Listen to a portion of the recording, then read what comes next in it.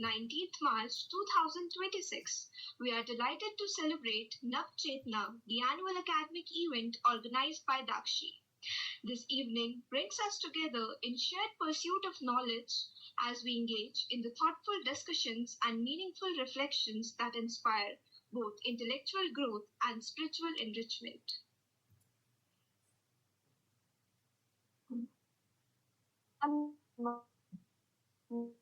Supreme Court. As for the tradition of that, we shall begin the discussion working the Saraswati and now Dakshi to present the Saraswati Vandana. All in our hearts invoke the divine path which leads us from ignorance to knowledge.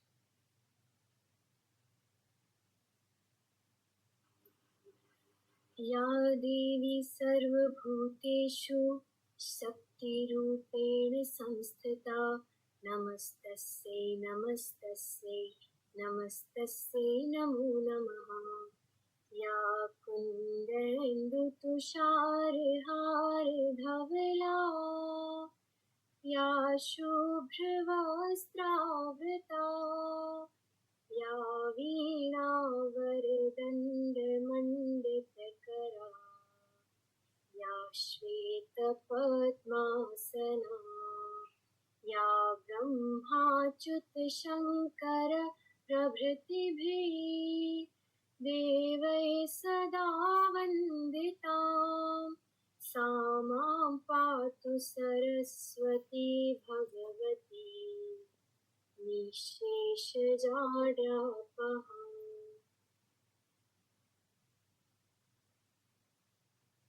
With the divine blessings of Goddess Saraswati, we now move forward to unfold the spirit and idea behind NAVCHETNÄ. NAVCHETNÄ is the annual academic event of Dakshi, a platform that brings together scholars, students, and thinkers for a series of engaging sessions, meaningful discussions, and research-based paper presentations. This year, we celebrate the 4th edition of NAVCHETNÄ, making it a significant milestone in the continuing journey of academic dialogue and intellectual exchange.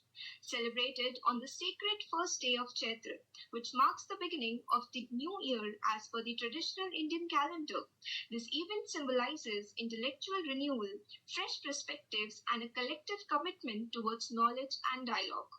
The theme for this year's event is Reclaiming Shakti, exploring the Indian idea of feminism, a theme that encourages us to visit indigenous intellectual traditions, re-examine ideas of power and identity, and engage with the concept of Shakti, not merely as a symbolism, but as a dynamic philosophical and historical reality.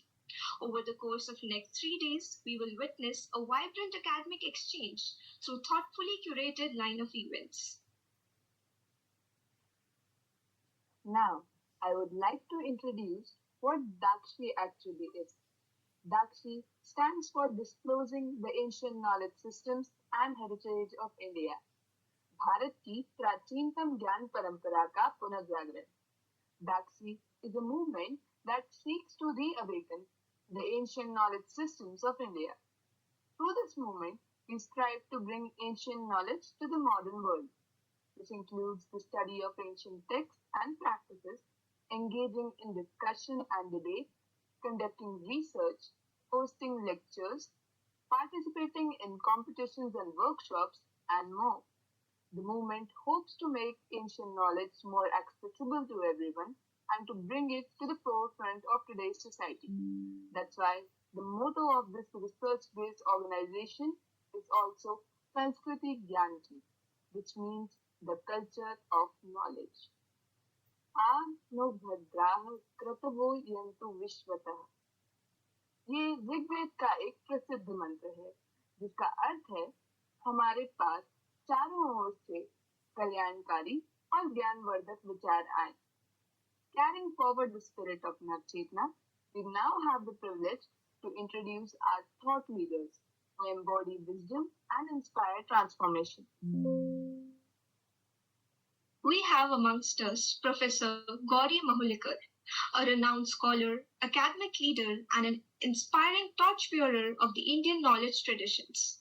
Professor Mahulikar currently serves as the academic director at Chinmay International Foundation, where she has been actively contributing to research oversight, strategic academic planning, publication management, and promotion of Sanskrit and Indic studies at the global level. Her leadership has played a crucial role in organizing impactful conferences, webinars, and open learning initiatives dedicated to the enrichment of Sanskrit literature and Indian knowledge systems. With decades of rich academic experience, she has previously served as the officiating Vice Chancellor and Dean of Faculty at Chinmay Vishwavidyapeeth, and also as the Head of Department in the Department of Sanskrit at the University of Mumbai, where she mentored numerous scholars and contributed significantly to institutional academic growth. An accomplished author and researcher, Professor Mahulikar has published several books and over more than 150 scholarly articles. Her expertise spans Vedic studies, Vedanta, Sahitya, and broader domains of Indian knowledge systems. Her scholarly excellence has been recognized by several prestigious honors, including the Savitribai Phule Puraskar, Indira Behir Puraskar, and International Ramkrishna Award. It is now my proud privilege to introduce our esteemed guest for this session, Dr. Lyudmila Klasanova. Dr. Klasanova is a distinguished scholar of Indian and Tibetan culture and a dedicated practitioner and teacher of yoga. She began her yoga journey in Bulgaria in 1996, following the tradition of Satyananda Yoga, and later completed her instructor training in Tantra Kundalini Yoga from the French Federation in 2006.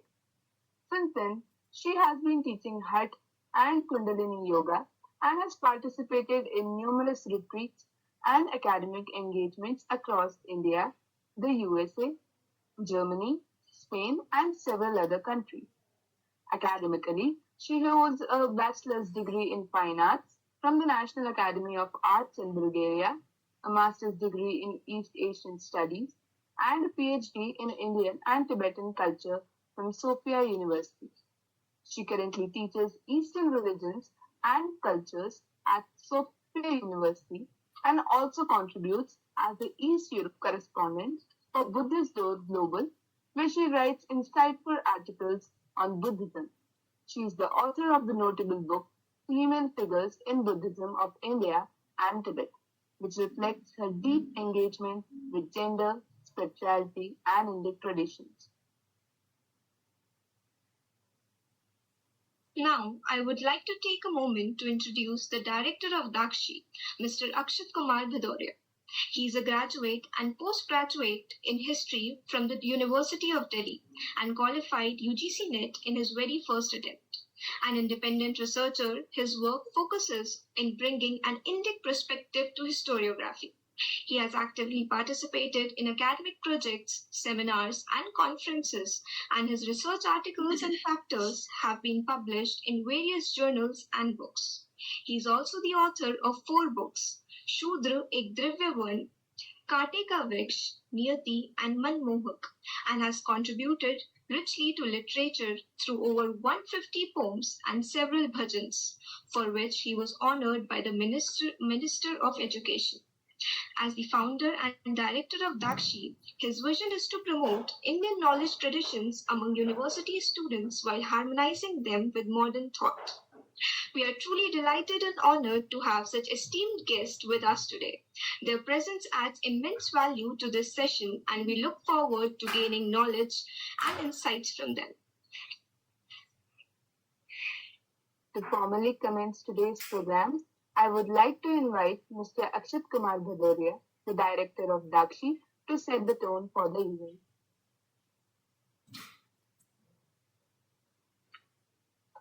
Sadashiv समारंभां Shankaracharya मध्यमाम् अस्मदाचार्य पर्यन्तां वंदे गुरु परंपराम्. नमस्कार. न जाया न विद्या न वृत्तिर्ममैव गतिस्त्वं त्वमेका Bhavani. Starting my salutations to Ma Jagadamba on the auspicious occasion of Chaitra Navratri. A very warm good evening to Professor Gauri and a very warm good afternoon to Dr. Klasanova. Esteemed scholars, researchers, students, and seekers of truth, welcome to Dakshi's NAVCHETNA. मैं पूरे दाक्षी परिवार की ओर से गौरी अम्मा और क्लासनोवा जी का हार्दिक अभिनंदन एवं स्वागत करता हूँ। आपके दर्शन पाकर हम सभी कृतज्ञ महसूस कर रहे हैं। In the cradle of the Indian civilization, over 10,000 years ago, we found the roots of Shakti worship etched in terracotta. The iconic shields from Bagor, Harappa, and Mohenjo-daro depict a goddess evoking the later Prithvi or Aditi, symbols of fertility, abundance, and untamed power. This was no primitive animism. Archaeological evidences from sites like Kalibangan reveals ritual altars and figurines honoring the feminine divine as the sustainer of life. The Matru Devi figurines from Bagor tells more about it. Texts like Rigveda amplify this theme in 10th Mandal in the Devi Sukt about it. Proclaims, I am the queen, the gatherer up of treasures. I hold together the whole creation, traversing earth and heaven. Shakti was cosmic sovereignty, the dynamic energy Prakriti intervened with consciousness Purush, birthing the universe in eternal dance. Aham Suve Pitaramasya Murdhan. I am the spirit which the universe is established on. This reverence permeated ancient Indic society. In Vedic laws, goddess Usha, Savitri, Vak, and Saraswati embodied intellect and vitality. The Shakta traditions of the epics elevated Durga, Lakshmi, and Kali as warriors and nurturers. Women like Lopamudra composed hymns, while Gargi, Vachatnavi in the Upanishads intellectually tested sage Yagyavalkya. In the same way, the great Ubaya Bharati cautioned Adi Shankaracharya. Here the feminism was not a protest, but an ontological reality. Stree Shakti is integral to Dharma, Arth, Kam, and Moksha. The women were played the role of Sahadharmini and not dependent to men in all the household activities. They were great queens, artisans, poets, and scholars of their time. Consider the Devi Mahatmya where Durga emerges not as a victim seeking rights, but as an invincible Mahishasura slaying chaos with her 10 arms wielding divine weapons. Shakti is no peripheral force. She is Adi Parashakti, the supreme power emanating Shiva himself. Shiva Satya Yukto Yadi Bhavati Shakta Pravitum. Shiva is empowered to create, protect, and destroy only when united with Shakti. Yet systemic shifts disrupted this continuum. With the advent of new faiths, first through Arab invasions and later Turkic and Mughal incursions, Indian goddess worship faced systemic iconoclasm. Historical accounts documented the destructions of thousands of Shakti peaks. Bhakti saints like Mahadevi, Mirabai, and other retaliated. Colonialism amplified the rupture. British administrators and missionaries stepped in Victorian morality. The interpolations into the text had started and led to the so-called colonial historiography. Or we can say academic distortions in the gender studies as well. Later entered Marxist historiography, which do the rest of the work of colonialists. Post-independent scholars in India like Romila Thapar and later Uma Chakravarti recast ancient India through caste struggles, lenses, and so-called Brahmanical patriarchy notions. Dismissing Shakti worship as feudal superstition, propping elite Brahmanism. They portray goddess as tools of patriarchal control, echoing angels, materialist feminists, while erasing Tantra, egalitarian yoginis. Women aesthetics, wielding vegan samadhis in cremation ground, and the rich cultural and Shakti-oriented history of Bharat. Culture is seen as an adaptation to natural environment. However, culture should be seen partly as an adaptation to the environment and partly as a result of conscious decision making by humans, along with various social and cultural factors. That's why Dakshi follow the idea of understanding any society through its indigenous ways, or lens in spite of universalizing the Marxist or colonial or modern feministic approach of history writing. NAVCHETNA reclaims this lost legacy. We dissect how colonial Orientalism and Marxist teleology and current feminist narratives stripped Shakti operations, reducing index feminism rooted in balance, not binaries, to a footnote. Our panels in the next 3 days will explore historiographic critiques and establishment of Indian idea of feminism. That's why Dakshi has dedicated this whole year to explore the index idea of feminism. Dear participants, this event is our yagna, a fire ritual to revive Sri Vidya and Bharatiya Drishtikon. Let us forge an index feminism that honors the past, empowers the present, and eliminates the future. We have to understand our history through our lens, our way, and our own understanding of Shruti, Smriti, and Guru Shishya Parampara. May Ma Jagdamba empowers us all. Thank you, and let NAVCHETNÄ ignite. I welcome all the guests, all the dignitaries, and all the students in this program. Jai Hind, Jai Bharat, Jai Dakshi. Thank you, Akshatji, for your thoughtful words. Now, I would request Mr. Akshat Kumar Bhadoria to kindly proceed with the inauguration of Dakshi's IKS calendar in the esteemed presence of Professor Gauri Mahulikar and Dr. Lyudmila Klasanova, whose gracious presence makes this moment even more special and meaningful.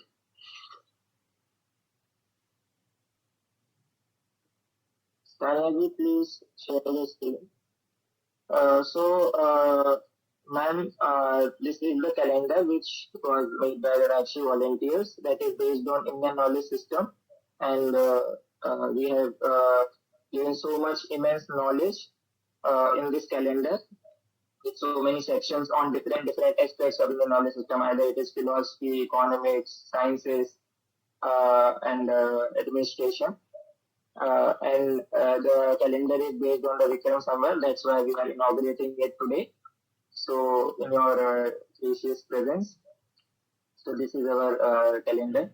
We have mentioned earliest evidences of goddess and many sections on different ideas. So this year's calendar is based on the idea of feminism dedicated to the Stri Shakti, dedicated to the concept of Shakti in Bharatiya Parampara, the Matrikas and Bharati and the scholars and the Rasa theory in the Natya Shastra.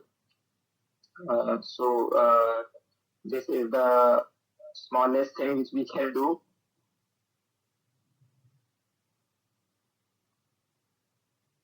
Yeah, thank you so much.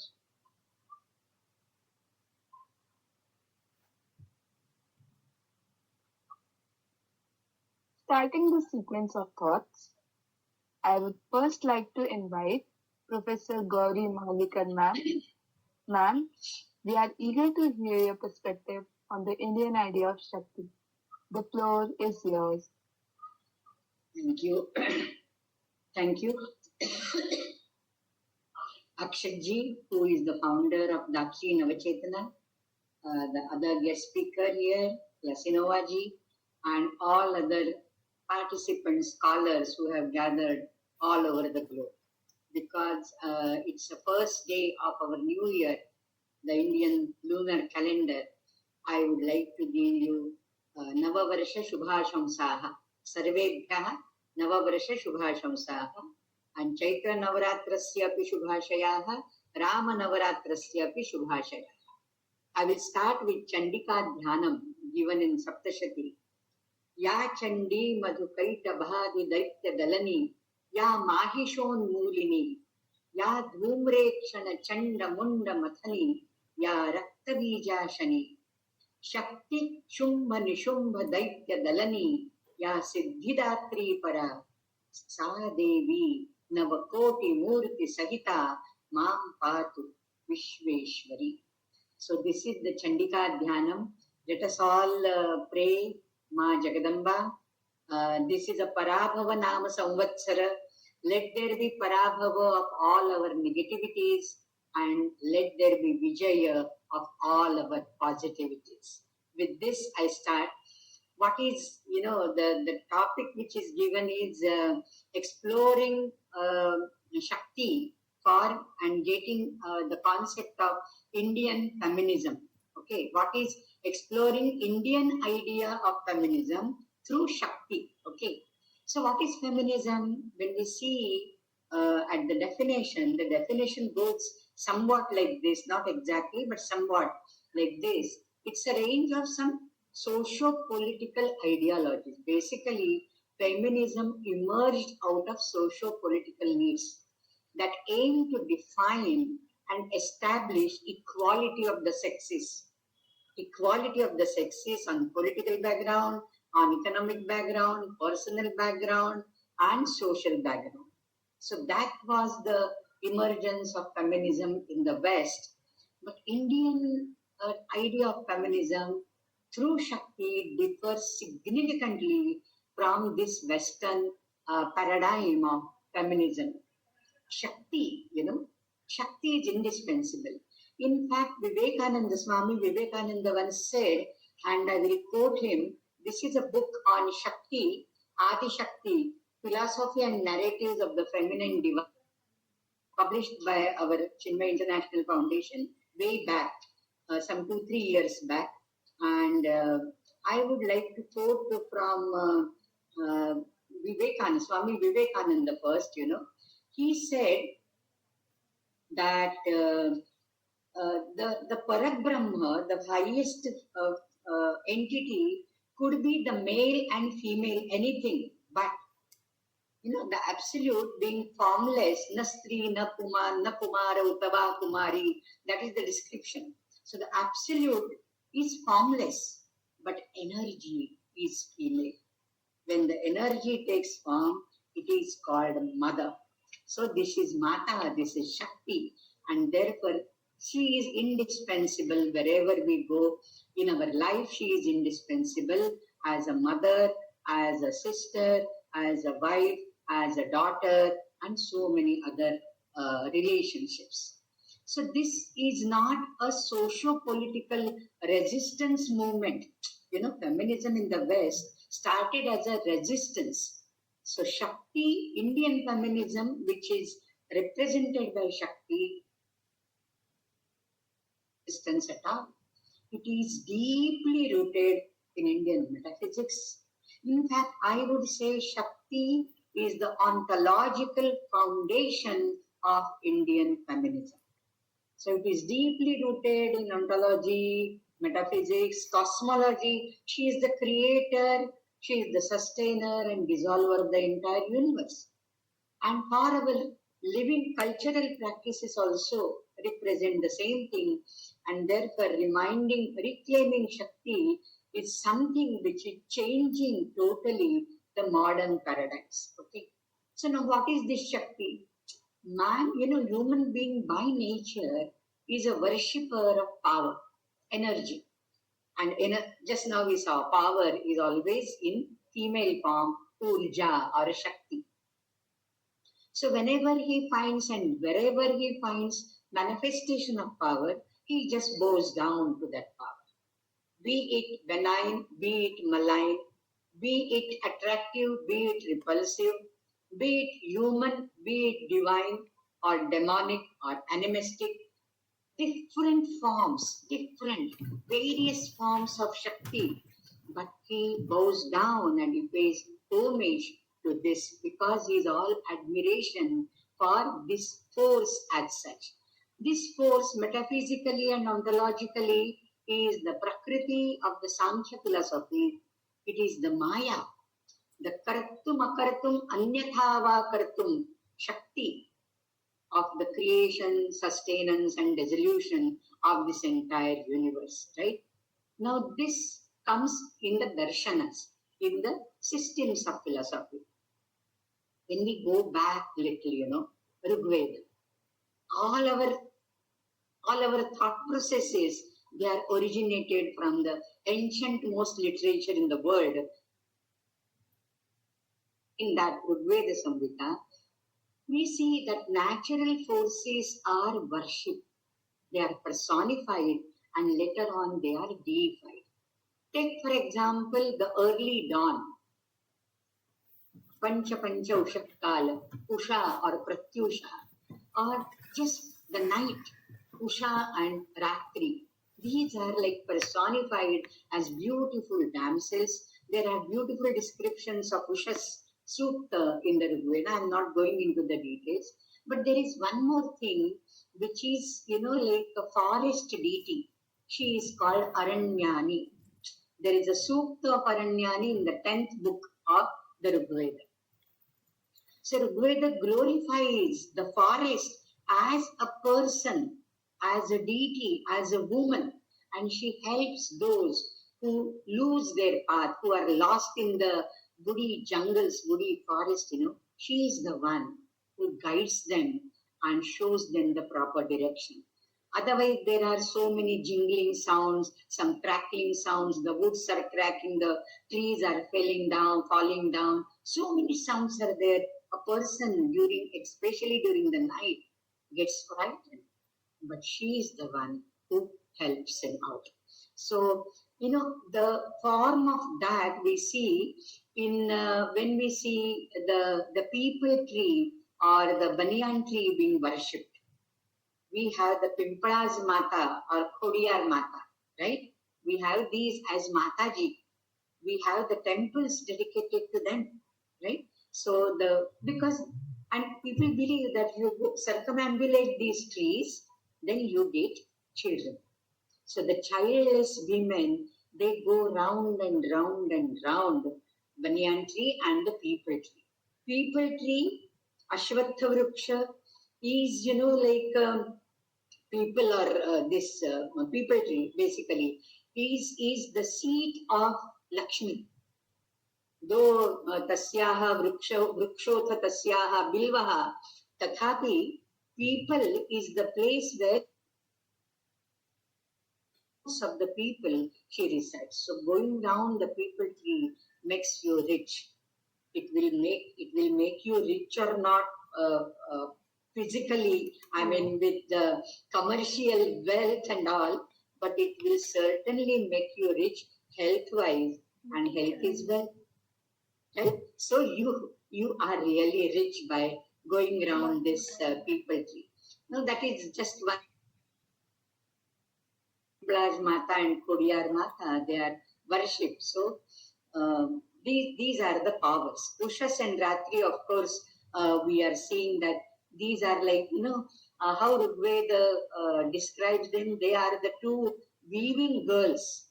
And Ratri, she has spread her black cloth all around. And she's doing some embroidery on that. What is that embroidery, The stars. She is embroidering the stars on that. Just imagine a dark colored, black colored sari getting printed with star-like whites, white kashida with stars. How beautiful it will look.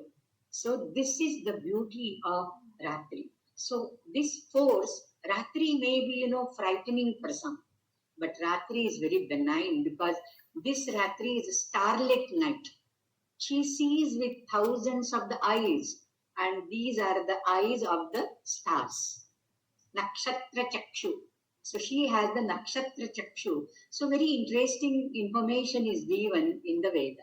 Then we come to the physical force like water. Water, fire, these are the forces. These are the Shaktis.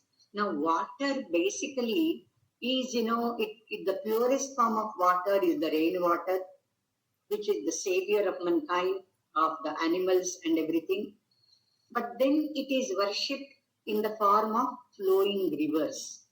They are the sustaining force. In fact, if you go back, all our civilizations, the ancient-most civilizations, have flourished on the banks of the rivers. Is it not? Take Egyptian civilization, it flourished on the banks of Nile. Take the Indian civilization, it flourished on the banks of Sindhu, Saraswati. Saraswati is the greatest of the rivers. Then the Tigris and Euphrates in the Akkadian and Sumerian mythologies or their civilizations. So what I want to say is that all these mythologies, all these civilizations have flourished on the banks of the rivers. Now in the Rigveda, Saraswati is the mightiest river. Ganga has a reference only in the 10th mandala once. Otherwise, throughout the Rigveda, it is not Ganga or Yamuna, it is Saraswati.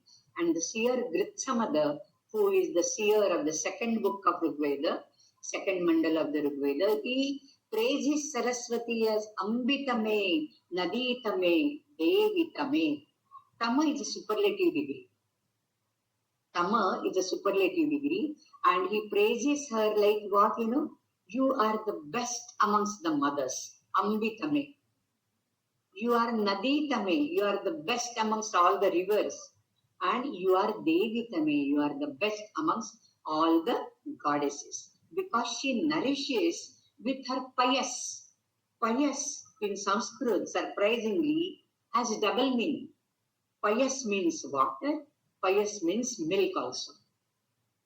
And therefore, payas means water. And therefore, for cloud, we have Payoda, Neerada, Varida, Ambuda, Toyada, so many synonyms. In English, we have CLOUD, cloud, only one word. Here, in Nighantu, we have 100 words for water. You add the pratyaya, the suffix the, and you get a name for a cloud. 100 names, 101 names for cloud. So, she nourishes everybody with her payas. As a mother would feed the little one, suckle the little one, an infant baby with the breast milk, she is as if breastfeeding all the humankind, So this is the mother-like figure. This is the river which is like a mother for us. And water, in fact, is a fertile fluid, and therefore it is called Jivana. The other name of water is Jivana, and the cloud's other name is Jimuta. Jivanasya Mutaha Nama Koshaha. One who is the reservoir of water is the cloud. One who accumulates water in his belly, that is the cloud. So, water as the Jimuta, water as a nourishing and fertile, sustaining fluid is worshipped by us even today when we put a jar, for any Navaratri, for any puja, for any abhishek, we put a jar filled with water. And that consecrated, when the Vedic mantras are being chanted throughout the puja, the water becomes consecrated. And then the water is sprinkled over everybody. So that becomes an enlivening water, a fertile water. It doesn't remain just a water, it becomes very fertile. Okay? So this, the apotheosis of the water has become, and then because it is deified, there are certain taboos. And what are the taboos? Na nagnaha snayat jale. In the water, especially in the rivers, you should not take bath without clothes. So river snana, nadi snana or samudra snana is always with clothes on. And that is, otherwise, you are as if disregarding by your nudity, you are disregarding, disrespecting the guardian deity of the water. And that is the principle behind the Chiraharana of the gopis in the Bhagavata Purana. Anyhow, that is not our topic. And because, you cannot dare to disrespect the water guardian deity, and if you do that, you will be punished for that. Remember, in the Mahabharata, there is Yaksha Prashna. Remember? So, Yakshas are the guardians, they are the border of the rivers. And along with Yakshas, the Yakshinis and the Apsaras. And therefore, they get disrespected, and therefore you have to revere and you have to respect the water. And to show our respect, we have, whenever a new dam is being constructed or something, something new we are doing. In fact, in Sthala Kaveri, in Kurg district in Karnataka, when Kaveri appears, there is an utsava. There is a celebration of her arrival when Kaveri starts flowing, Sthala Kaveri. So there is, something like in Maharashtra we call it Oti Bharane. Poti Bharani is, for the married ladies, we give like a piece of cloth or a sari, some vastra with green bangles and coconut and some rice grains and betel nut, and all that. So leaves and betel nut. So this is being done at the pools, at the Vapi Kupa Tadaga Ramadi Nirmane. Such puja is being done, that is to appease and pacify, that let there be no wrath of the water deities, the guardian deities. So this is the malign aspect. The benign aspect is, the beneficent aspect is, they are the nourishers. But those who are nourishers, if they are disrespected, they could be destructive as well. Okay? And therefore you have to be very, very careful.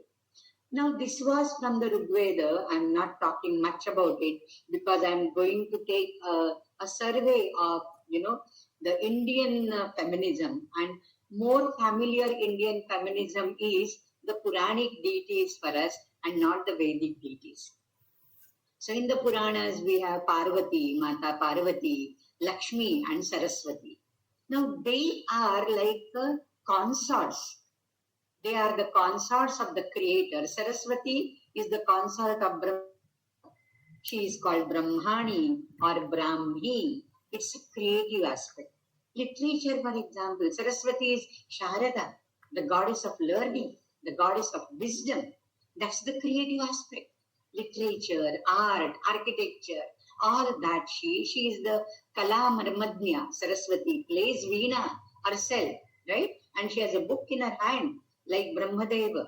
And therefore, for Brahma, it is Brahmi, Brahmani or Saraswati, the creative aspect. For Vishnu, his life force is Vaishnavi or Lakshmi, which sustains. After creation, you need money to maintain, right? You create a house, but then you need money to maintain it. Creation is okay, but how to maintain it throughout? So you need Lakshmi, who is the goddess of wealth in all kinds, not only the material wealth, but the wealth in the form of good children, good wife, good servants, house, crops, and good quadrupeds. Your Godhana should be good. So all that is Lakshmi. And then comes the Samharaka Shakti, Shiva, See, when Brahmaji creates, he requires 4 heads, because creation requires too much of intellect. So therefore he has 4 heads on all 4 corners, all 4 dishas, and he needs to know everything around, what's happening.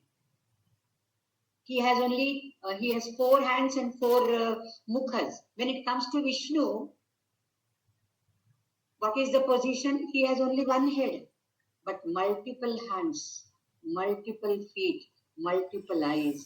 Sahasrakshas Sahasrapat Sabhomim Vishwato Vritva Atyatishthad Dashangulam. Because for maintenance, you need hundreds of hands to maintain. And then for Shiva, he doesn't need any other thing. He just needs a 3rd eye to burn everything and dissolve everything, right? So that is the beauty of how, the multifacetedness or multi-handedness of the gods could be justified, because that is their function. That is the function. So Shiva has Shakti, the form of energy or power, which is seen in various images. Now here, all these female consorts, the male, female, they complement each other. They don't vie with each other. They don't compete with each other. They complement each other. There is no hierarchy. There is no conflict. Okay?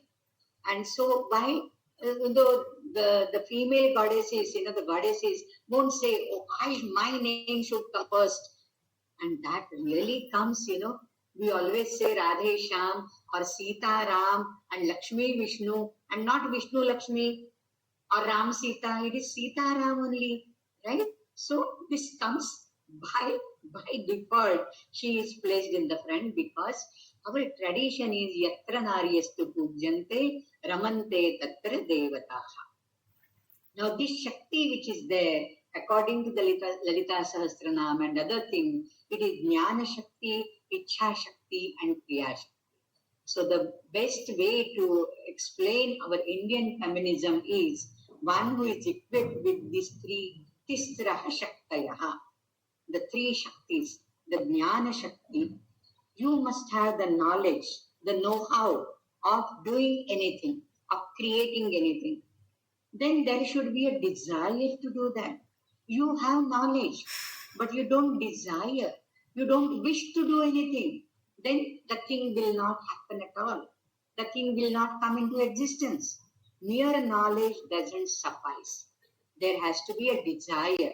And there is said, Tadaikshata, and then Saikshan Chakre, and then, there is Kamaha, that is the Kamaha, it is the Manasaha Bijam, Retaha, and then the Srishti starts. So there has to be desire first. Bahusyam Prajaye, the Upanishads say, let me become many. So there is a desire, and then there starts a Srishti. So, but the mere desire, the desire arises in your mind, but if you don't implement it, if you don't execute it, don't put it into practice, the thing will not come into existence, and therefore Kriya Shakti. So Jnana Shakti, Ichha Shakti and Kriya Shakti, these are the three Shaktis which are very, very important. Now we take only one form of Parvati and we can see, how three different, on other parameter, this could be stated as, the feminism could be, or the Indian concept of female or feminism is, one part is a benign part. She is a homemaker, she is a mother, she is a spouse, she is a caretaker, compassionate, okay, and one who cooks and feeds everybody.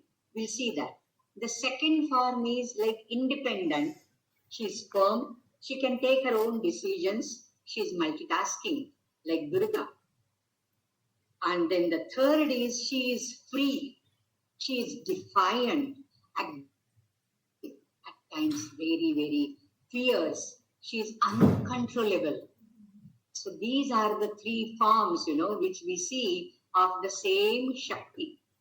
If you see the first form, she is the Annapurna, she is the Uma, the consort of Shiva, also called Amba or Ammal, Jagadamba, Jagadjanani. She has two hands and she holds what? A ladle and a vessel. Annapurna, she has a spoon in her hand. That is what in Annapurna, the murti you have. She has a spoon in her hand. A very homely figure, like a non-working mother, a homemaker. She is the feeder, she is the caretaker. She could be called Bhavani, Maheshwari, Dakshayani. An interesting thing is, have you seen a separate temple for Annapurna? Normally no. It's in Shiva's temple. She is there at the back in a small shrine. There are no separate temples for her. There are no separate vehicles for her. She doesn't have her own independent identity. She as if merges into Shiva. She as if is one with the Shiva. Okay, that is one form. When you come to Durga, Durga is little bit independent, right? She has multiple hands. Okay, so if Uma or this Annapurna is the mild form, then here comes an inaccessible form. Durga, Dukkhena Gantum Shakya, who is not easily accessible. Annapurna is easily accessible. Okay, but Durga is not easily accessible. First and foremost, she rides a lion or a tiger. Who will go near her? Huh? She rides a lion or a tiger, a fierce animal. She has multiple hands, Ashtabhuja, and all her hands hold different weapons. These are the weapons which are given to her by different gods. Somebody has given Trishula, somebody has given Chakra, somebody has given Pasha, then Gada, and so many things. She is brave. She is heroic in nature. She performs in the male-dominated field on the battlegrounds and proves to be superior to the gods. The thing which the gods could not achieve, she could achieve. She is the Simhavahini, Dashabhuja, Ashtabhuja, Chamunda, Mahishasura Mardini, these are the different names. She is very, very difficult to approach, and she is the cosmic queen, so to say. She can do everything, anything and everything, and she excels in the male-dominated area. And most importantly, she has separate shrines for herself. And in her shrine, there is no Shiva. When there is a Durga temple, do you find Shiva there? No, there is no Shiva. So she is an independent lady. She, I feel, represents the working woman today. Multitasking. A working woman does so many tasks. She is a homemaker, she is the wife, she is the mother of 2 kids, she takes their homework, she does her career in the office. She fights on all the fronts. She is a superwoman. She is a superwoman. She can do many, many things at the same time, like Durga does. So Durga, when I see Durga, I feel, oh, she is like me, she is like most of us, the working women who are good, not bad at least, at our home front and of course in our workplace, right? So that is Durga, and Durga has her own identity, her own astitva, and therefore, we have separate shrines for her. But when this Durga thing becomes more overpowering, it turns into Kali. That is the Kali, which is the transfer. Kali could be also good, she is a transfer, she destroys for constructing new. So it's a transformative destruction for her. It is not, she is not just a destroyer. Unless there is a destruction, there won't be a new creation. Agree? And therefore, the transformative destruction, she is a Shakti which transforms everything by destroying it. She has a dark complexion. She is not worried about her complexion. She is fierce looking. She wears a skull garland, her hair are let loose, eyes are red. She has a lolling tongue outside, licks blood. Muktakeshi, Chinnamasta, Kapalini, Bhutanayaki, Mahakali, So she doesn't care for anybody. She doesn't care for anything. And she is, she defies all the dominance of the male. In fact, she tramples down the Shiva himself. Do you know that story?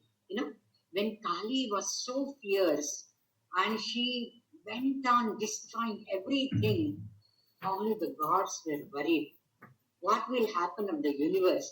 And they started pacifying her, appeasing her. It was of no use. Then they went to Shiva, and Shiva started, he just lay down at her feet. And when she touched Shiva, that touch soothed her down. That calmed her down. So this, in a way, as you mentioned in the very first, that Shiva without Shakti is Shava. Spanditamapi na Shaknoti. There can't be even a vibration. The Saundarya Nari, the very initial verse, it tells you Shiva Shaktya Yutaha. If it is Shiva Tattva is along with Shakti, then only it is capable of doing anything. But Shaktya Viyuktaha, Shaktya Hinaha, Spanditumapi. Leave aside the words. It cannot even pulsate, cannot even take breath, cannot even vibrate.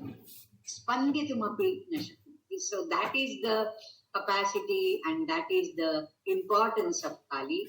But this, I feel sometimes, this is the image of severely angry woman when she goes on shouting, नारे लगा के बाहर road पर जाती है, she doesn't care about anybody. What people will talk about me, this and that, right? So she is very wild. She is very terrifying, and she doesn't care. And therefore, if normally it is stated that the lady should have, like a benign, coy nature, and the hair should be neatly tied. What is the free hair? Let loose hair signify? Loose hair always signify. Nowadays, everybody keeps their hair loose, especially the Bollywood, Tollywood, Mollywood, all the actresses. Nothing against anybody, but then normally in old days, our grandmothers, etc., they used to scold us. If we keep our hair loose, they used to scold us. At least tie a knot. Tie at least a ribbon or a rubber band or a knot. Loose hair defies femininity. Loose hair defies fecundity or fertility. They are like free women. I don't want to become a mother. My figure gets lost. I'm so worried about my figure. I mean, she has that creative power. Every woman has that creative Shakti. But nowadays, under this Western and hyper feminism thing and all, and establishing the equality on all grounds, how can you establish biological equality with the male? You cannot. God has created us differently. God has created us differently. So, I mean, there should be equality in the rights. There should be equality in the intellectual positions. Now, in the West, they were fighting that if there is a CEO, one company has a CEO in the form of a person, a man, and another company has a female, the females were paid less. So they fought for equal wages. If we are doing the same sort of work, if we are doing 24/7 work, and we achieve our deadlines and targets and this and that, why are we paid less? So economic equality could be there, intellectual there, this biological equality, you cannot have. There is this species, male and female, in every species, every genre. It is not only human beings. So we must respect our biological difference and aim for spiritual, intellectual, emotional, and economic equality. That is what I feel. To the old generation, I'm 73, but still, I am a liberated woman in a sense, but still I feel, that this should be done, because otherwise we are talking too much about the femininity and feminism, right? Femininity is one thing, feminism is quite another. And feminism, for us, the ideals of feminism are our goddesses. Now this Kali could be, a tantric goddess as well, and she is worshipped in the tantras more. Now Kundalini, what this Klasanova has mastered, Kundalini is a Shakti. She is in a latent form in our Mooladhara Chakra. When she is aroused through the spinal cord, through the Sushumna, she rises up crossing Shat Chakra Vibhedini, Rudra Granthi Vibhedini, Vishnu Granthi Vibhedini, right? And then she rises up slowly and gradually. So that is also Shakti. It is latent. So what I mean to say is, every female genre, the species has every single person. Striyas samasta tavadevi rupaha. Devi, we are addressing all the female, all the ladies are your forms only. Your forms. Striyas samasta tavadevi rupaha. And therefore we have to venerate, we have to, worship this female thing. And therefore the femininity should not be lost sight of. Otherwise, the womb and the creative faculty and that creativity is given only to women. Now change of sex, etc., people do and create, but then what is God given?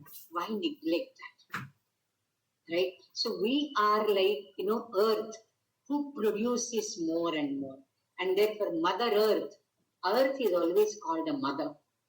And this Mother Earth symbols are, the vigrahas are found in the seals of Rappa, as rightly mentioned in the introduction. And this is the Aditi or Prithvi Tattva. Hello. And that is, she is a Lajja Gauri. She is the, what you can say, the Mother Divine and the great naked earth who is called Mahanagni and all that. So this motherhood, the fecundity aspect, each seen throughout in the Saptamatrukas or the Ashtamatrukas, Navadurgas, Dashamahavidyas, the 64 yoginis, 64 yoginis, they are all associated with Shakti.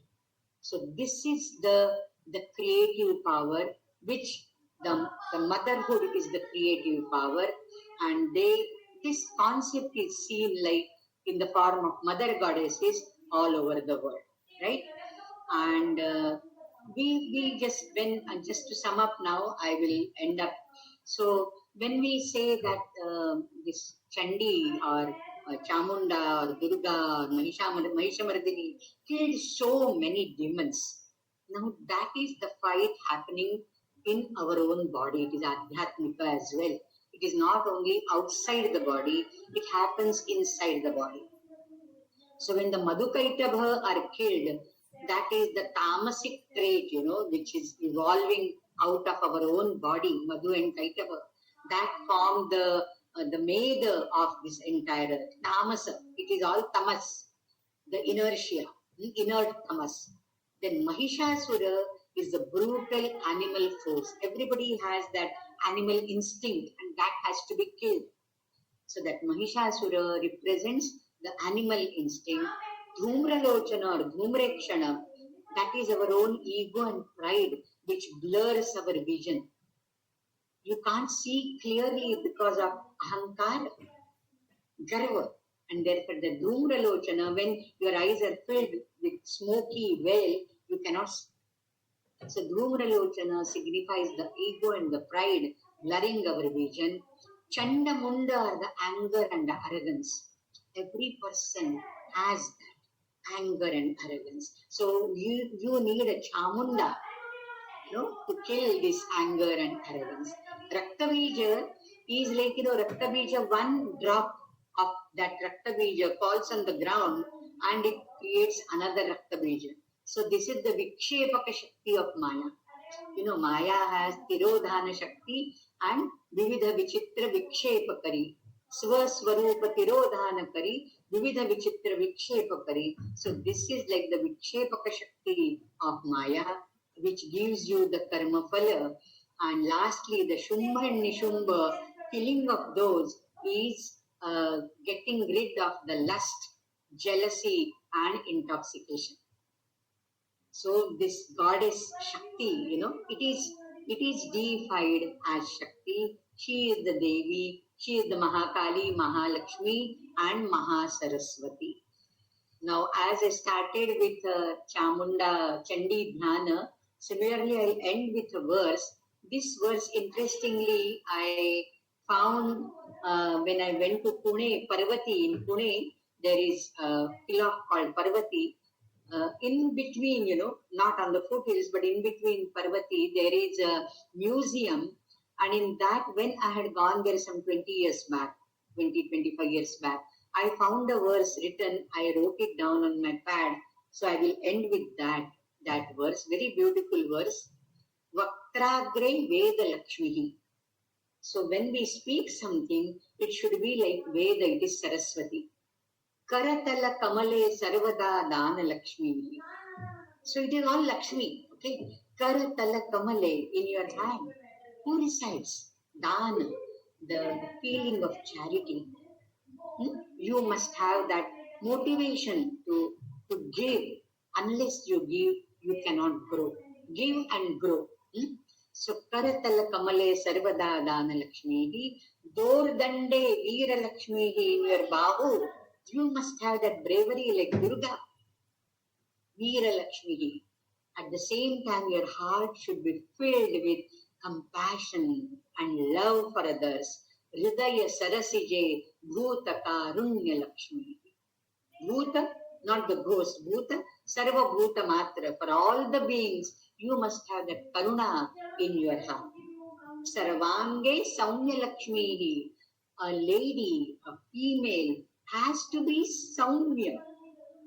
The very, what you can say, Saumya is, she has to be little mild. Unless she goes on the war front. See, for example, Satyabhama, she drove the chariot of Krishna when Krishna killed Narakasura. So when she goes on the battlefield, she has Dordande Veera Lakshmi. But in the house, she can't be with Dhanushabana. She has to be Saumya Lakshmi. Nikhila Guna Gana Dambare Kirti Lakshmi. When the gunas, all the qualities and the virtues are spread everywhere, they are spread in the form of Kirti, the fame, the Yashaha. Khadgagre Shaurya Lakshmi. On the tip of the sword stays what? Shaurya Lakshmi, the bravery. And Jayatu Vijayate Sarva Samrajya Lakshmi. So this Samrajya Lakshmi, this was written by Nana Fadnavis for the realm of Peshwas. So Jayatu Vijayate Sarva Samrajya Lakshmi, let the Maratha rule, be spread all over. So this Lakshmi comes here in the shloka in different forms. There is compassion as well as there is bravery, right?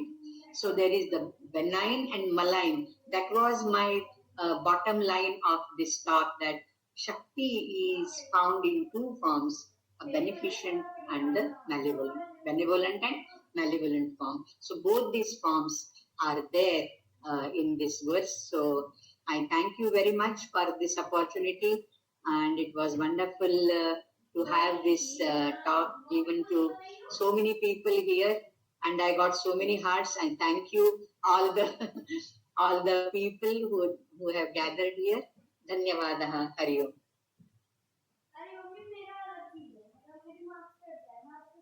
Thank you very much, ma'am, for your enlightening and thought-provoking words. It was truly a privilege for all of us to listen to you. Your address has added great value to today's session and has inspired us in many ways. We really appreciate your presence. Thank you. Thank you. Ma'am, thank you for this session. It would be pleasure for all of us if you could answer a few questions in the minds of the audience. Sure. If you have time.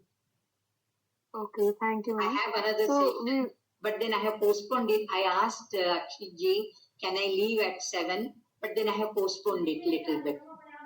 So maybe till 7:15. Thank you so much. Thank you so much for this decision. Till 7:15 I may go. So 5-10 minutes are there still. So from here I have to go to webinar room. Just another. That's it. Yeah. Okay, so we will now move. Yeah. To the If there are any questions, I will be very glad. question and answer session. You may raise to ask the questions and proceed one by one.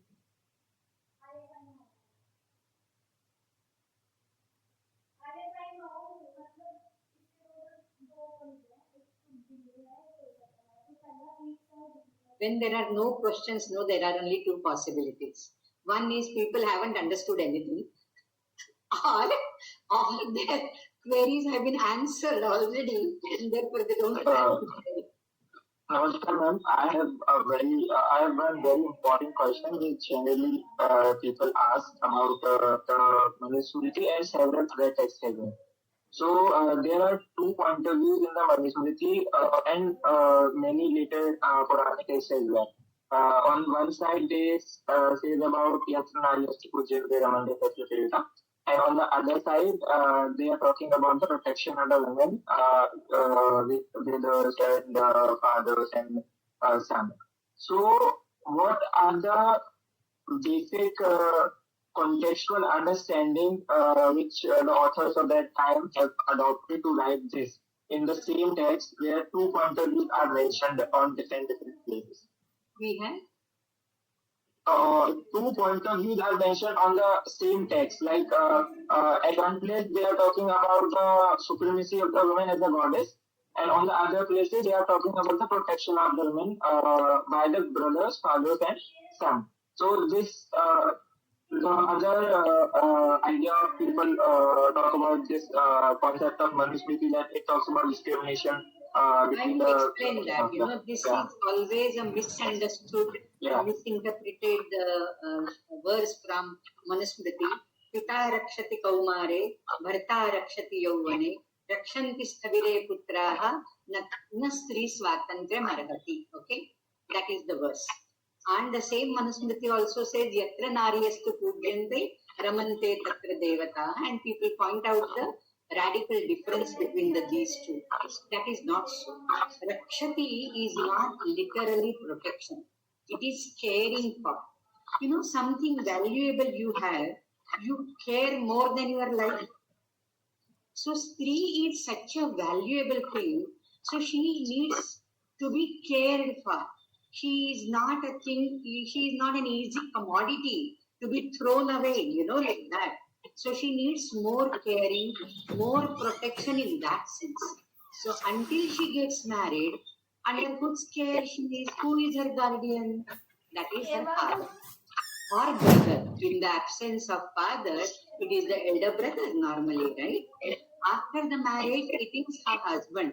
It is not always that she has to be dependent upon the husband. That's why, interestingly, in Sanskrit, we have so many words for wife.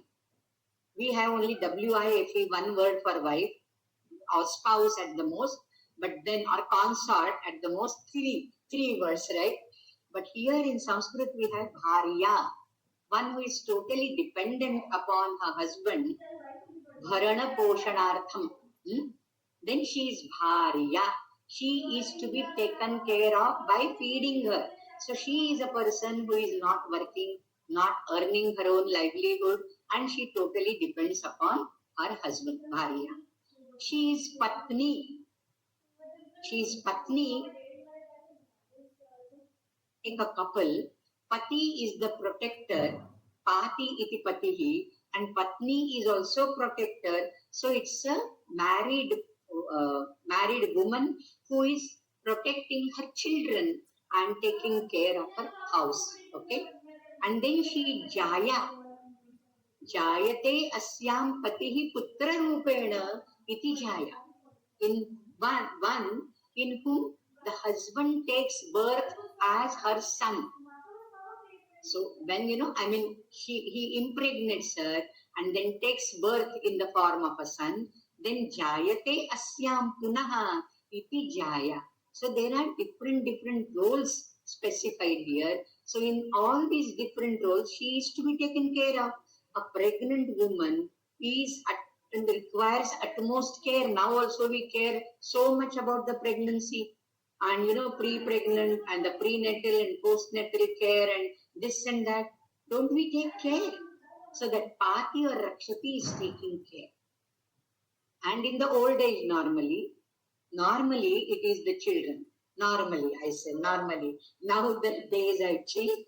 So many people, they don't get the help from their children and they have to stay in the assisted homes and all that, Vidhashram and all that. I feel really sad for them. It is the duty of the putras, the children, whether the son or the daughter, to take care of the old parents when they are literally become dependent upon them. At one time would come as they have tended the infants, their babies. Similarly, this is Vriddhapakala is like a Shaishavakala. So the children have to take care of that. And Nastri Swatantra Madhati means she independently, because when left alone, you tell me,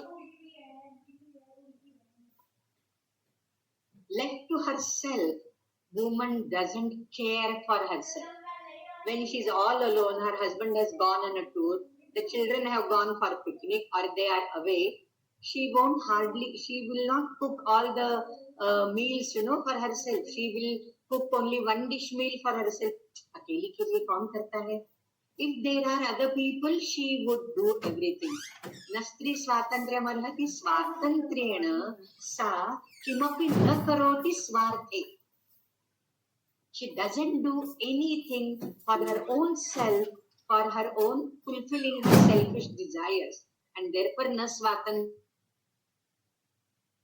manner, because a woman doesn't take care of herself, then left alone to herself, and therefore we require other male members who should be always giving a protective shield and a caring shield to her. If you give this interpretation, people will be happy. Otherwise, people will accuse Manusmriti. And I don't think Manu intended something like that. Otherwise, he wouldn't have said Yatra Naryastu Pujanti. So our interpretation should change. Definitely. Thank you. Thanks.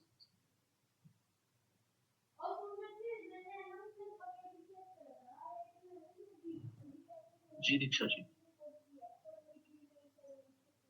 Thank you, ma'am, for such wonderful insight. I was searching about menstruation and related stigmas in ancient Indian texts, and I was reading it in Manusmriti's shlokas that it was considered something impure. And if we see that Kamakya temple in Assam, their menstruation is something with goddess Kamakya.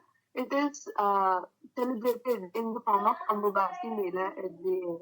So I wanted to ask that why in ancient texts like Manusmriti and many more like the Quran, Bodhayan, Dharma Sutras, why this process has been termed as impure? And in others, See, the impurity lies in our mind. Given liberty and license to the women, how many women would prefer to go to temples when they are in the monthly cycle? Because they themselves feel, no, I should not go when I'm menstruating. This is a rebellious attitude. No, I want to go. Like Sabrimala, for example, we had so much ruckus on that. Trupti Desai and other people. They don't understand the culture. They are not rooted in Sanatana Dharma, and therefore they talk anything what they want to. For menstruation, I would advise you to read Nitin Sridhar's book on menstruation. Nitin Sridhar.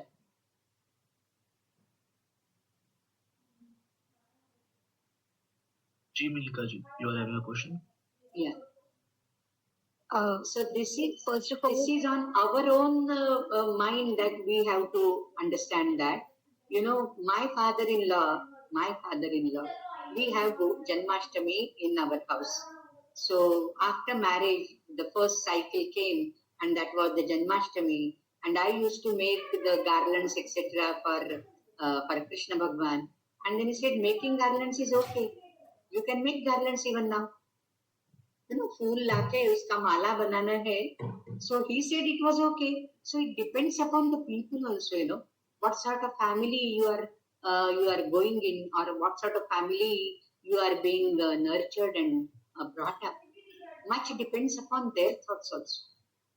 Whereas in my before marriage, I come from Karnataka, and my father's mother was madi hengasu.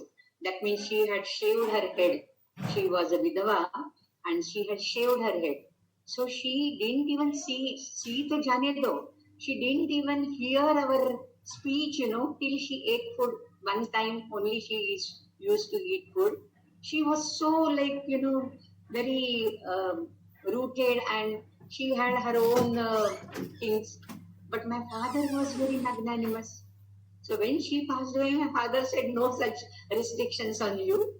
But you have to respect sometime. It's a generation gap as well. They are not, they haven't seen the world. They were not exposed to the worldly affairs. So naturally, their mentality, their perspective, their thinking, that was all confined to their own ideology and the way they were brought up. But that should not carry on, So we have to change as per the changing times, right? So it much depends upon person to person. It is not a universal law like that. Can we take 2 more questions? Okay, Ji Milka ji, ask a question. just a minute. I'll inform them. Sure, ma'am, sure.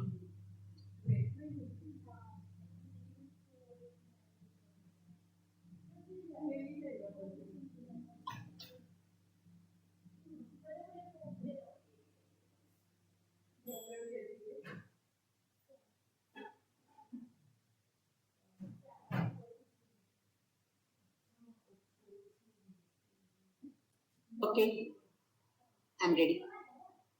Yes, ma'am. Milka ji, please ask. Ma'am, I wanted to ask that because of several centuries of colonialism and invasion, we are currently standing on square one of progress when it comes to equality for women in India as well.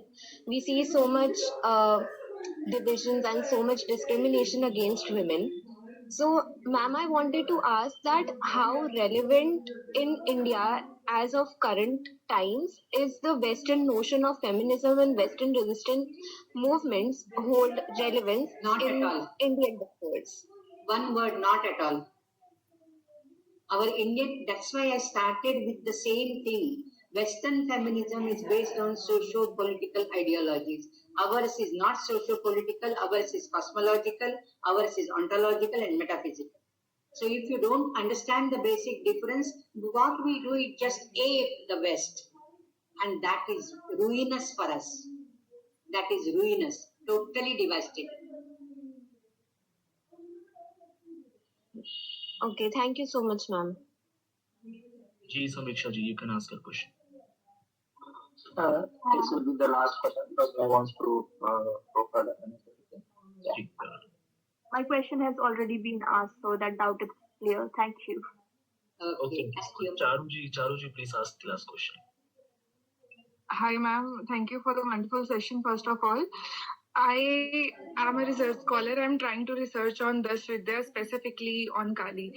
And I find it very difficult to convince people to let me do this research because most people think this is a very difficult area to research on. And secondly, they say it is a taboo topic. Even if I try to find some material... I missed that topic. On Vidya, Mahadasvidya. Vidya. Oh, Yeah. Yeah, specifically, when I try to find the research material, I find people who are foreigners who have researched on, like David Kinsley. I'm unable to find research materials which are made by our people.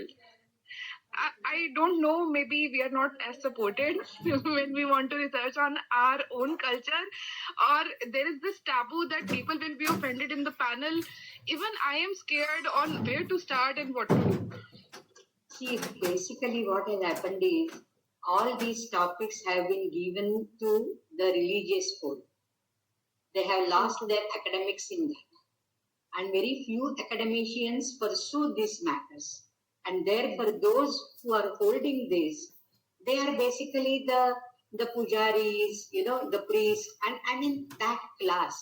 So they are not exposed to the research output of the academics. They are not exposed to the deliberations or the debatable issues in that. And therefore, they are reluctant to share the information. So, but I think there would be surely some academicians who would come to help you and you will get through this. But I thought since the beginning I've decided to research on this topic, it has been a fight. I'm unable to find research materials. I'm unable to convince people, but I hope like the snowball researching, I find something. Once here, we have a Swamiji called Shardananda Swamiji. Okay. And he is an expert in Sri Vidya, in Tantra, and now he is having his Lalita Sahasranama camp from May 12th. He will be having Saundarya Lahari Part 5 camp, Part 4. Already 4 parts have been done. So he is an expert in that. I am not an adhikari. So I should not venture in something which I can't, claim that I know this. Definitely, ma'am. Thank you so much. Okay. Amma, I just want to hear some book recommendations from you for the members of that Yeah, for please. this for this public. Some book recommendations on to understand Indian feminism or the Shakti concept. Okay, with your permission, can I leave? Ma'am मेरी आवाज आ रही है आपको? Ma'am, ma'am, Akshay is asking that can you please recommend some books for us to like study about Shakti and the idea of Shakti? Take this book, Adi Shakti. There are a few articles in this Adi Shakti, Okay, ma'am. published by us, and you can listen to Saundarya Lahari and Lalita Sahasranama by our Swami Shardanandaji.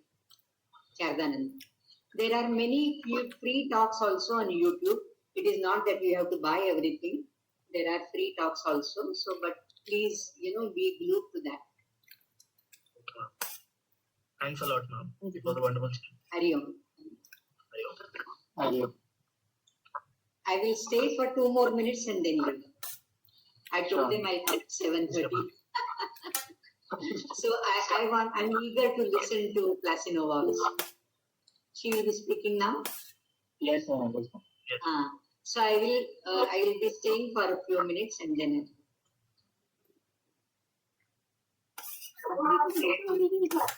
Dakshi wants to say something, I guess.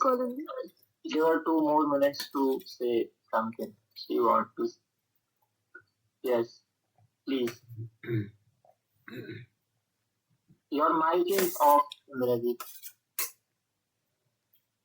बहुत confuse हूँ माँ. नमस्ते माँ. मैं एक book लिख रही थी 64 आर्ट्स के ऊपर. तो somebody said गौरी मावलीकर माँ का एक बार सुन लीजिए, क्लास है ऑनलाइन पर यूट्यूब में, और मैंने उसको 10-12 बार सुनी है. 10-12 बार सुनने के बाद में सपनों में भी आप ही आते थे, और the way you have presented it, उसके ऊपर मैंने 64 कलाओं के ऊपर मैंने एक छोटा सा बुक लिखी है स्टूडेंट्स के लिए, to introduce that to the students. तो सबसे मैं आपके लिए बहुत वेट कर रही थी, तो आप साक्षी की तरफ से ये संभव हुआ. I am very happy for that and I am really Thank you. to be here with you. Thanks a lot, ma'am. Thanks a lot.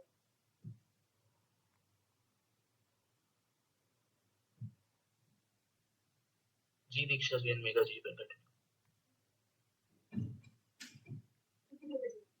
The theme, decolonizing the idea of feminism, or in perspectives embedded in Hinduism and Buddhism, invites us to think feminism beyond colonial and Western lenses and to rediscover our own civilization.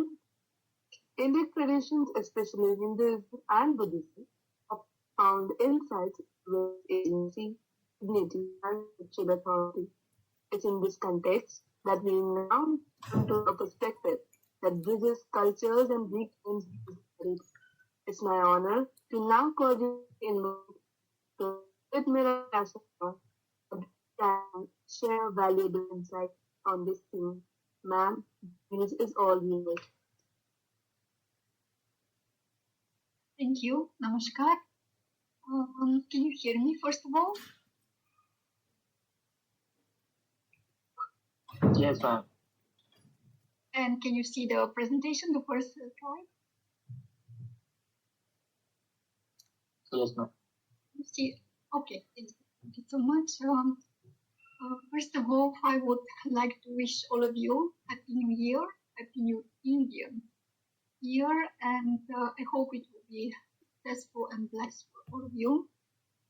And I would like to extend my gratitude to Dakshi's team and personally to Dakshi's director, Mr.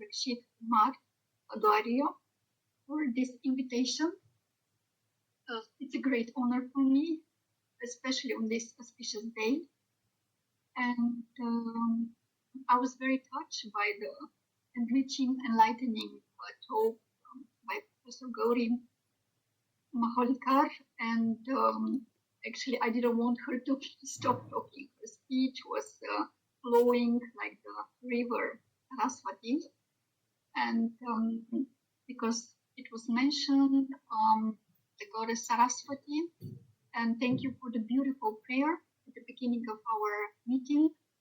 This is the Tibetan image of the goddess Saraswati, which is called Yanchen Hamo in Tibetan. Literally, it means the goddess of the melodious voice. In Tibetan Buddhism, Saraswati is the consort of Manjushri, not Brahma, of course, in Hindu sense, but the consort of Manjushri, the Bodhisattva.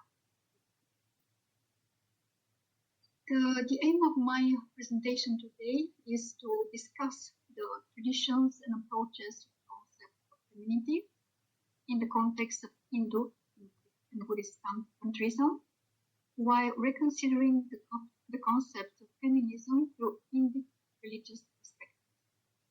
Contemporary discussions, gender and feminism, as it was mentioned, are often framed through modern Western theoretical approach, which are frequently applied to non-Western religious traditions. However, such approaches may obscure indigenous conceptualization of the feminine that develop within their own philosophical, ritual, and cosmological framework. So this presentation seeks to contribute to the decolonization of feminist discourse by foregrounding Indian categories, thought, and examining how femininity is conceptualized within Hindu and Buddhist traditions. In Hindu and Buddhist traditions, the feminine principles is not merely social and gender category, as we heard so profoundly during the first talk, but represent fundamental aspects of cosmology, spiritual transformation, and enlightened awareness, often expressed through concepts, as we heard, Shakti, these three aspects of Jnana Shakti, Icha Shakti, Kriya Shakti, also from the concept of Prajna and the dynamic interplay of Prajna and Upaya, wisdom and method. And probably surprisingly for some of you, the central focus of my presentation is the figure of Dakshi. I was lucky and happy that among so many different variety of Shakti, the feminine principles, the Dakini wasn't mentioned. So I hope with my presentation I will provoke your thoughts and hopefully contribute to some different and new conceptions of this important figure. So Dakini is a polyvalent female entity whose nature ranges from terrifying, flesh-eating beings to enlightened manifestation of primordial wisdom. Traditional Hindu and Buddhist interpretations of Dakini will be presented contemporarily, highlighting both their shared tantric philosophical foundation and their distinct doctrinal development. The analytical approaches used to investigate the principle of femininity encoded in the Dakini derive from various attempts to classify their characteristics and roles. Through a contemporary analysis of selected categories, the aim is to construct a clear interpretative model of the polyvalent functions of the Dakini in Hinduism and Buddhism, and to explore how these traditions mutually influence and define one another. Several aspects of the role of Dakinis will therefore be examined in order to compare their place within the two traditions and to identify the symbolic and doctrinal forms of femininity embedded within them. And one of the most common classificatory approaches divides Dakini into two principal categories: divine, or devata, and human, manushya. This distinction appears in both Hindu and Buddhist tantrism, although it is applied on different bases, depending on different textual sources or ritual practices. In Hindu tantric traditions, the categories of Dakinis, as we can see, are similarly divided into divine and human forms, and their divine manifestation may be summarized as goddesses, demigoddesses, demons, and various animal or flying forms, while their human forms include female ascetics, witches, consorts, or spiritual wives, and women associated sometimes with death and cremation, sometimes with the transmission of different types of initiation, and the preservation and propagation of the tantric teaching. And these categories may be broadly distinguished between those of a primary and secondary importance. And according to my opinion, of course, which can be disputed, of primary importance are their roles as demigoddesses and attendants within the retinue of principal deities, to mention some of them later, or as independent goddesses, as demonic figures, and as manifestations closely related to the figure of Yogini. And the secondary role of the Dakini in Hindu Tantrism are associated with the pre-patriarchal traditions of the mother goddess, yogic practices, cults of trees and animals, and symbolic temples related to the sexual energy and to the. And briefly, for now, in Buddhist tantric traditions, the categories of Dakinis are likewise divided into divine and human form, although their classification reflects a more complex, multi-layer system related to different stages of practice and to various manifestations of the Buddha enlightenment nature. So I will start with a few words about Dakini in Hinduism. The term itself, Dakini, has Asian origins and is found with multiplying meanings depending on the different tradition. It appears as early as the famous Sanskrit grammar of Panini, composed around the 4th century. There, Dakini is used with the meaning of musician or attendant of Shiva. The term is also associated with the Sanskrit verb giyate, which means fly, which has to do with one of the roles of the female images, namely to fly in the sky or to move freely in space. We'll come back to this symbol a little bit later.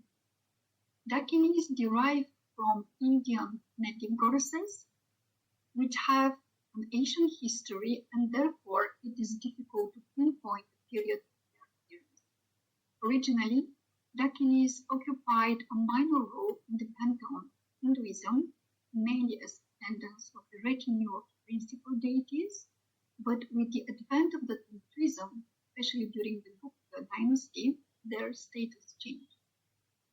With the development of the tantric traditions in India, various non-Brahmanic goddesses were elevated to the supreme status in the cult of the mother goddess associated with the idea of Shakti, or the dynamic feminine force that envelopes the universe, or we heard many beautiful meaning explanations of Shakti. The emphasis on Shakti, the active and creative power of the male deity embodied as his female consort, unites the various Hindu tantric traditions. Parallel to the emergence of the tantras, the Puranas appeal on emphasizing mythological elements and the importance of devotion. It is in this context that Dakini come to the fore as one of the minor deities of the non-Brahmanic.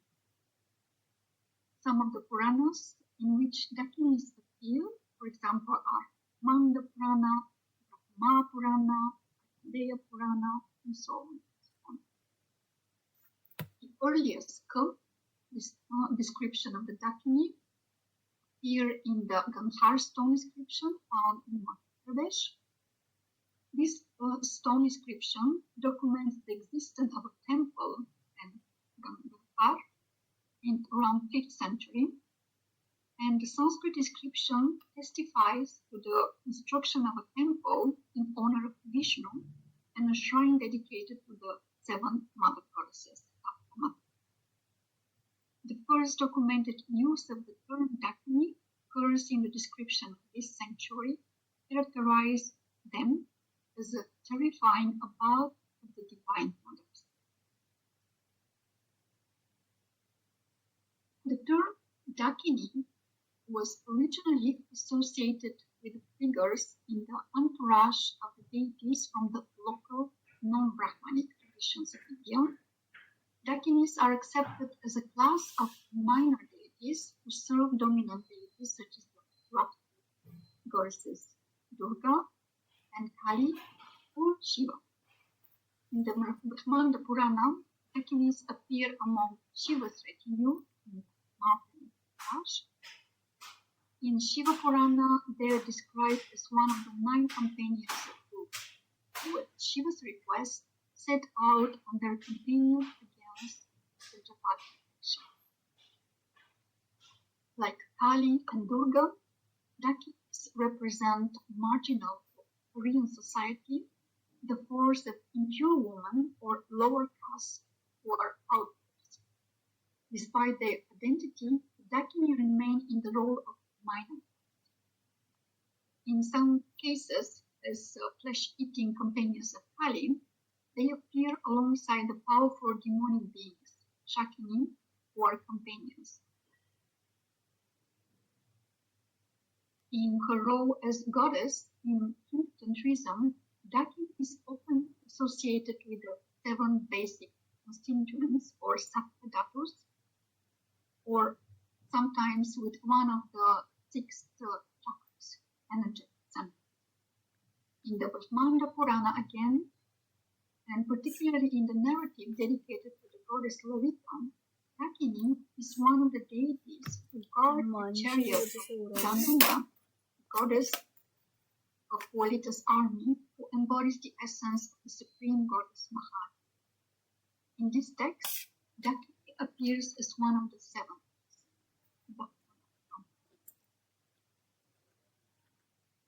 Another text in which Dakini appears as one of the 7 verses is the 9th or 10th century Ujjikamata Tantra.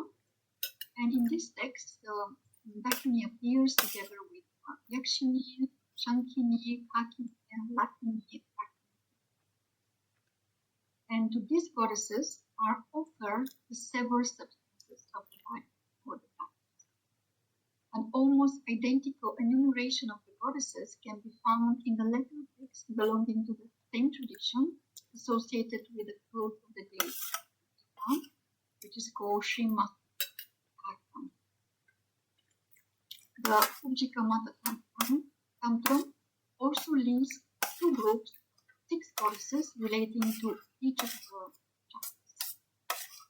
And just one example, the first denotes the creative path energy for the 6 chakras, from Ajna, associated with the 3rd eye, to the root chakra, Muladhara, and the second group, which includes the Dakini, as well as the other goddesses, Rakini, Lakini, and so on.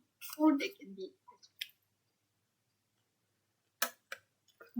here we can see Dakini along with other goddesses related to the chakras. Another tantric text, the Rudra Yamala Tantra, believed to have been transmitted by Shiva to Shakti, correlates the same 6 goddesses with the same 6 chakras as well as with the 5 elements. And in this text, Dakini is related to the Muladhara chakra and the first.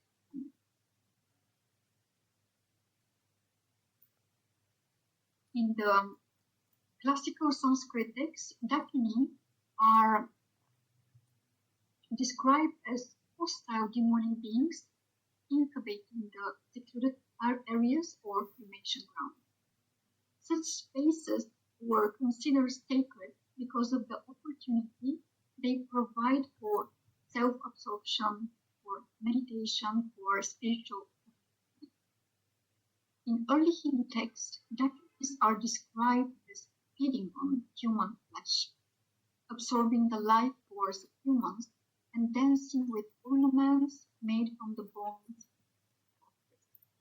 In some passages of the through Quranic literature, they are depicted as flesh-eating demons in the retinue of the goddess Kali, and identify with evil spirits of women who died during pregnancy or childbirth, as well as the unfaithful wives. So there is a very negative connotation related to these images.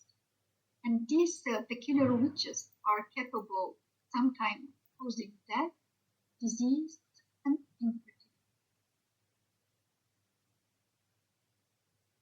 In the Hindu tantric tradition, Dakini are closely related to yoginis. The term yogini has multiple meanings and often overlap those of Dakini.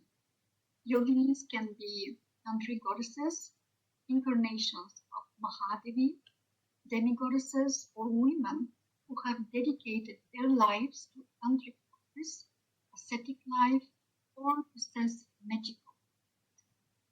Yoginis, like Dakinis, blur the boundaries between goddesses and women because through rituals or other methods, spiritual method, female tantric practice, practitioner or adept can become transformed into a yogini or attain divine status. In the Siddha Yogeshwari Maha, a tantric text from the Shaiva tradition of Vidyapita, different types of yoginis are grouped into two types. Kulaja, or born in plants, also called Manushya, is a human, and Devata. The same idea that we apply to Dakini.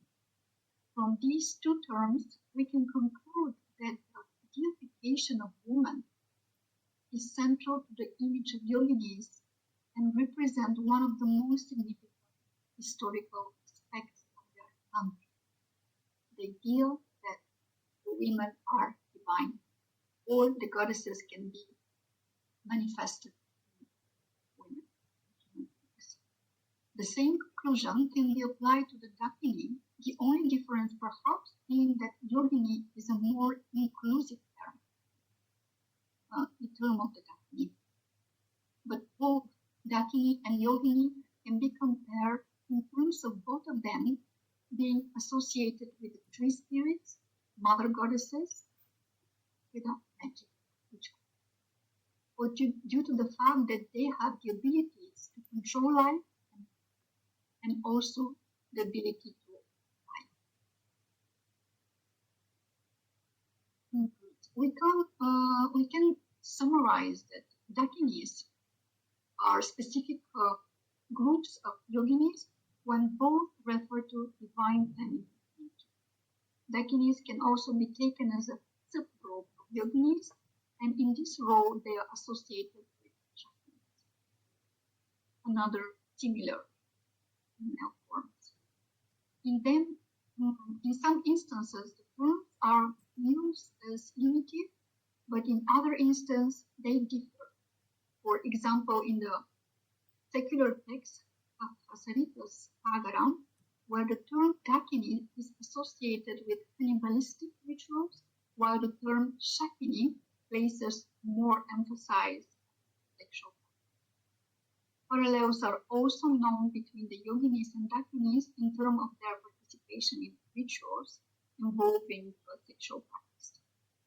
In this role, they are known as the Yuti, one of the different names for consort or spiritual wives, or sometimes they are called Shakti, with the meaning of power. And such terms we find in the Shaiva text, Brahmaya Mala.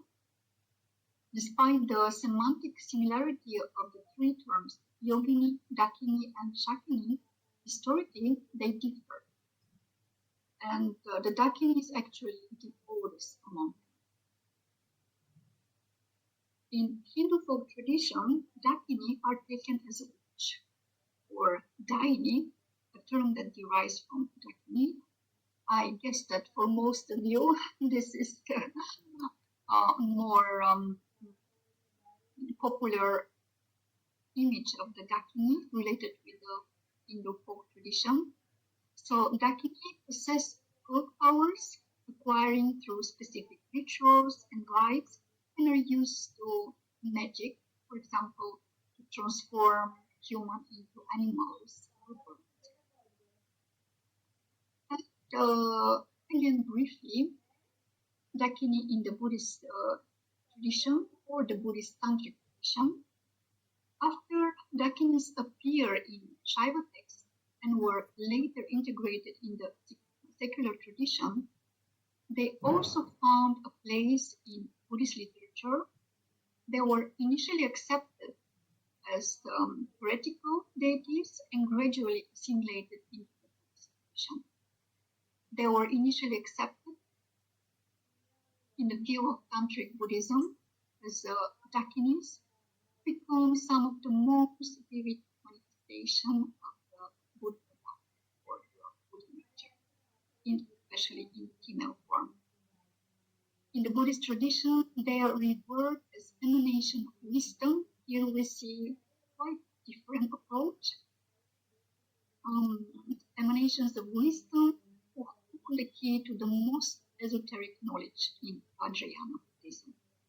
They are associated with the wrathful female embodiments of enlightenment or enlightened energy, as well as with women of a certain spiritual station. As we saw, the term is applied both to goddess, divine beings, and to women. Not sometimes all of the women, and sometimes particular women who have special qualities. And both of these forms of Dakini intended to help tantric adepts to attain enlightenment and to preserve and propagate Buddhist teachings. The change in the acceptance of the image of Dakini occurred under the influence of Buddhist meditation schools in 6th or 7th centuries, as a result of which they came to be revered as protectors of meditation and spiritual helpers, how to banish illusion and ignorance. And again, we have very deep cosmological, ontological, philosophical, and so on meaning. The process of assimilation of the early Hindu Tantric Dakinis began in the Mahayana Buddhist traditions of India, and the Indian origin of Dakinis in Buddhist tantras and the biographies of great yogis and yoginis is a very important example. In later Vajrayana Buddhism, Tantric Dakinis reappear in biographical literature and in countless of tantras texts relating their fierce and unpredictable temper. In its development in the Buddhist Tantric tradition, especially that developed in Vajrayana Buddhism, the Dakinis evolved from minor goddesses to a central symbol of meditative experience expressed in Tantric literature, iconography, and ritual. The Buddhist Tantric views of Dakini, which differs from the way they are perceived in Tantrism, is best expressed in the Tibetan translation of the term Dakini, or Tandroma. Tandroma, where the first part of the term Ha means space, or Asha in Sanskrit. Asha represents the fifth element in the Tantric system, and Asha, or the space, is directly related to the movement, as well as to the idea of space, the manifestation of the light of nature, Nangwa in Tibetan, manifestation of invisible light energy. In the tradition of Tibetan Buddhism, Kandroma is a symbol of the celestial space, or Nam, which is all-encompassing, like the emptiness, Shunyata. And draw, Androma, draw, derived from the verb go, move forward, or sometimes to fly. Androma is usually translated as a woman who walks, dances, or flies in the sky. Her ability to fly is associated with a term for walking in the sky, Uchari, in Tibetan, a term which appears later in 9th century, especially in the tantric cycle chakras. Ketcher is also a name of a special form of Dakini that appears in Vajra Tantra, again text belonging to where the text describes 3 chakras, 3 centers, in which various forms of Dakini reside. For example, in the chakra of the mind reside Ketchari, in the chakra of the speech reside Uchari, and in the chakra of the body reside Patalakshini. Dakini sometimes refers to individual deities and at other times to a group of 5, 6, 8, 64, and so on divine images. They usually described as older and wiser women, or sometimes as a younger manifestation. Both types of images are characterized by dynamic and ever-changing flow of feminine energy. Their power, occupying a significant place in Buddhist teachings, is believed to be able to transform human weakness into wisdom and awareness. According to Vajrayana Buddhism, Dakinis are conceived as superhuman beings. We heard this superwoman, superhuman beings who stabilities and devotion of followers of spiritual teachings. The kings embody certain aspects of the experience of enlightenment, and their image is used for visualization and meditation during some Buddhist rites. In this function, especially in the so-called deity yoga, lying Namjor, in Tibetan, they serve as Ishtadevata or personal deity or chosen deity, Idam. And as Idam, they embodies the potential of the practitioners. In Vajrayana, the Dakinis appear to be Idam or Ishtadevata of wisdom and higher knowledge. Traditionally, male Idams symbolize compassion and skillfulness or skillful methods, while the female ones symbolize wisdom and continuance. We have also semi-rough Idams who reveal the energy, passion and anger, and rough Idams who represent the dynamic energy of strong anger. They have the ability to remove doubt, delusions, and different negative emotions. Dakinis embody both the traditional aspects of the female Idams as well as those of their semi-rough and rough form. So they appear in peaceful, rough, semi-rough form. They are believed to be able to incarnate in a variety of forms as their enlightened nature is able to consciously stay in different situations. Since they represent an emanation of primordial wisdom that has varying degrees of awareness, these female images appear in the form that is able to most clearly convey the necessary knowledge or wisdom. The classification of Dakini in the context of Tantric Buddhism is more complex comparing to Hindu Tantrism because their elaboration in Vajrayana reach very deep philosophical, psychological, and ritualistic level. The most general classification in especially Tibetan Tantric traditions divides Dakinis into earthly and enlightened figures that embody primordial wisdom. So the earthly Dakinis or Lok Dakinis are demonic beings divided into 12 different types who are associated sometimes with the flesh-eating Shakti. These lower species are opposed to the wisdom Dakini or Jnana Dakini, who assist the adept in their spiritual practice at night. So we have two opposite faces of the Dakini, as we heard previous presentation, this positive, beneficial, and negative form of Shakti in general. And when remarkable women are considered as incarnation of wisdom Dakini, not very long, but long enough list in the history, especially in Tibetan Buddhism, of such women. And when these kind of women are considered as reincarnation of Dakini, they're described as possessing three bodies of light nature, or Nikaya, also in Tibetan. Dharmakaya, at the Dharmakaya level, these are the Dakini who appear in the form as the goddess, Samanthabhadri, or Kuntuzanmo. At the level of Sambhogakaya, the Dakinis appear in the form of various female idams, and at the Nirmanakaya level, Dakinis appear as human incarnations.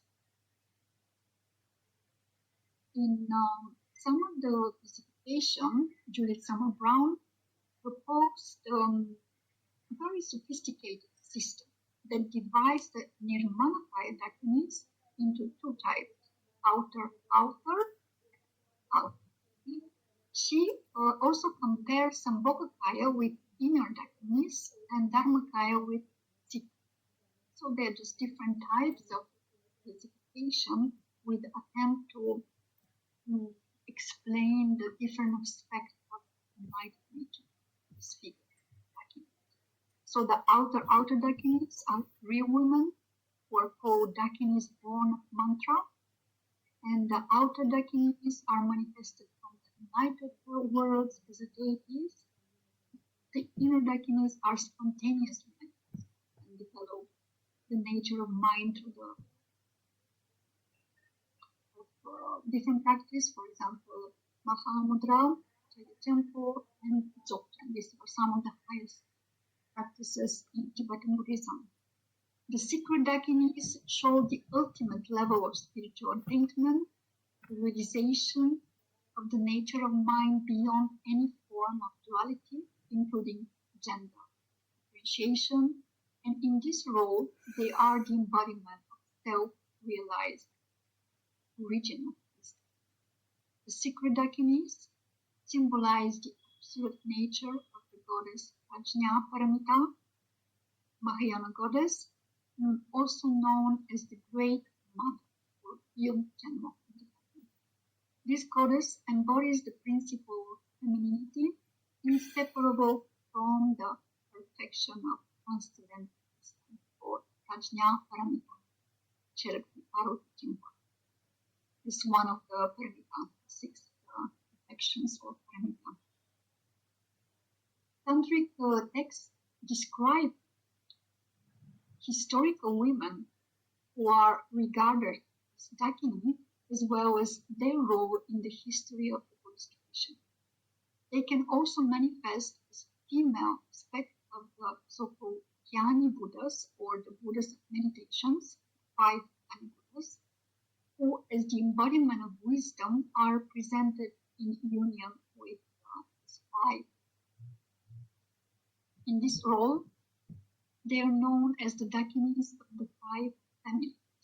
5 families, Buddha family, as you can see, Vajra, Ratna, Lotus, Dharma family, where the Dakinis appear as Buddha Dakini, Vajra Dakini, Ratna, Dharma, and so on. You can see their relation with the 5 and Buddhist meditation. And among them, the highest and the most perfect form of Dakini is that which represents the synthesis of all the wisdoms and all the Buddhas, all enlightened beings. This is the concept of the so-called Sarva Buddha Dakini, the Dakini of all Buddhas. Here are depictions of these 5 Dakinis, or the Dakinis of 5 families. And the various forms of these goddesses are believed to express different aspects of wisdom, whose fundamental nature is Shuni, empty. company in Tibetan. The realization of emptiness in Vajrayana is associated with higher wisdom, both of which characterize the feminine principle manifest in the form of Dakshi. It's very unique to the Vajrayana Buddhism and quite different from the Hindu tradition. At the same time, skillful methods, upaya, or tap in Tibetan, as well as bliss, ananda, or dewa, represent the masculine principle manifested in the form of its male counterpart, called Dak. So, Dakini as the female, Daka is the male Daka or power. In the Tibetan Buddhist tradition, Dakas and Dakinis in their human manifestations are believed to work together to achieve higher spiritualization and to help beings overcome suffering, illusion. And in conclusion, the image of the Dakini, which encompasses diverse manifestations of the feminine principle, represents one of the most significant symbols of femininity in the spiritual traditions of India, and in this case in Tibet. Emerging from Asian Indian religious context and developing further within tantric traditions not only in Tibet but also in Nepal, Bhutan, in Mongolia, in the Buddhist Republic of Russia, Turkey, Latvia, and so on, the Dakini embodies a complex understanding of femininity, of feminine power that transcends purely social or gender interpretations. One of the most distinctive aspects of the tantric cult of the Dakini, present in both Hindu and Buddhist traditions, is the sacralization and deification of women, linking the Dakini to related figures such as mentioned yoginis, shakinis, and so on. These figures expressed an indigenous Indic conceptualization of feminine power, in which the feminist is understood not merely as a social identity, but as a dynamic spiritual principle associated with transformation, with wisdom, liberation, and freedom. In this sense, tantric traditions present a unique framework for interpreting femininity. The figure of Dakini contributes to the broader effort to decolonize the idea of feminism by highlighting philosophical and religious models in which feminine agency is embedded within cosmological and soteriological structures. Within Hindu and Buddhist traditions, the feminine principle is closely connected to transcendental wisdom, prajna paramita, and to the realization of the ultimate nature of reality. By examining such Indic representations of the feminine and their implication in Tibetan and Vajrayana Buddhism as a whole, we contribute to a deeper understanding of how Hindu and Buddhist traditions articulate alternative visions of femininity that enrich contemporary discussions on spirituality, gender, discussions on decolonization of feminist thought, as well as the declining Shakti, as well as one of the motto of Dakshi, the revival of India's Asian wisdom and cultural heritage. So, very briefly, some of the bibliography that I used. If some of you are interested, I can send you more information on this topic from different perspectives. Dhanyavad. Thank you. This was just a brief,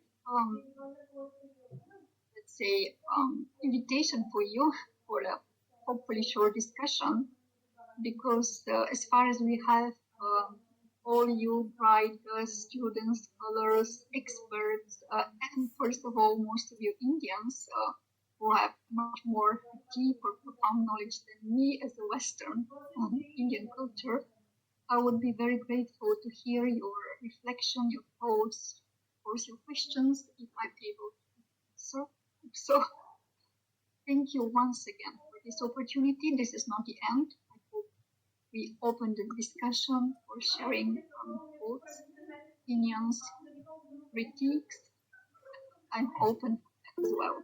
Thank you.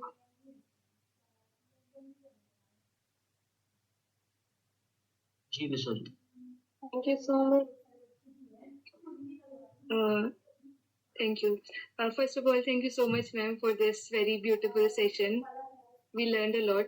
Ma'am, a few days back, I was reading about the yoginis and all. And when I was reading about their evolution, I came across certain texts, like they evolved into certain, according to some theories, they evolved as in from Mahishasur Mardini, then Matrix, and then Yoginis. And in one of the texts, which is named as Kularnav Tantra, it is stated that Yoginis originated from 8 metrics, and now in your presentation you have connected them with the Dakinis as well.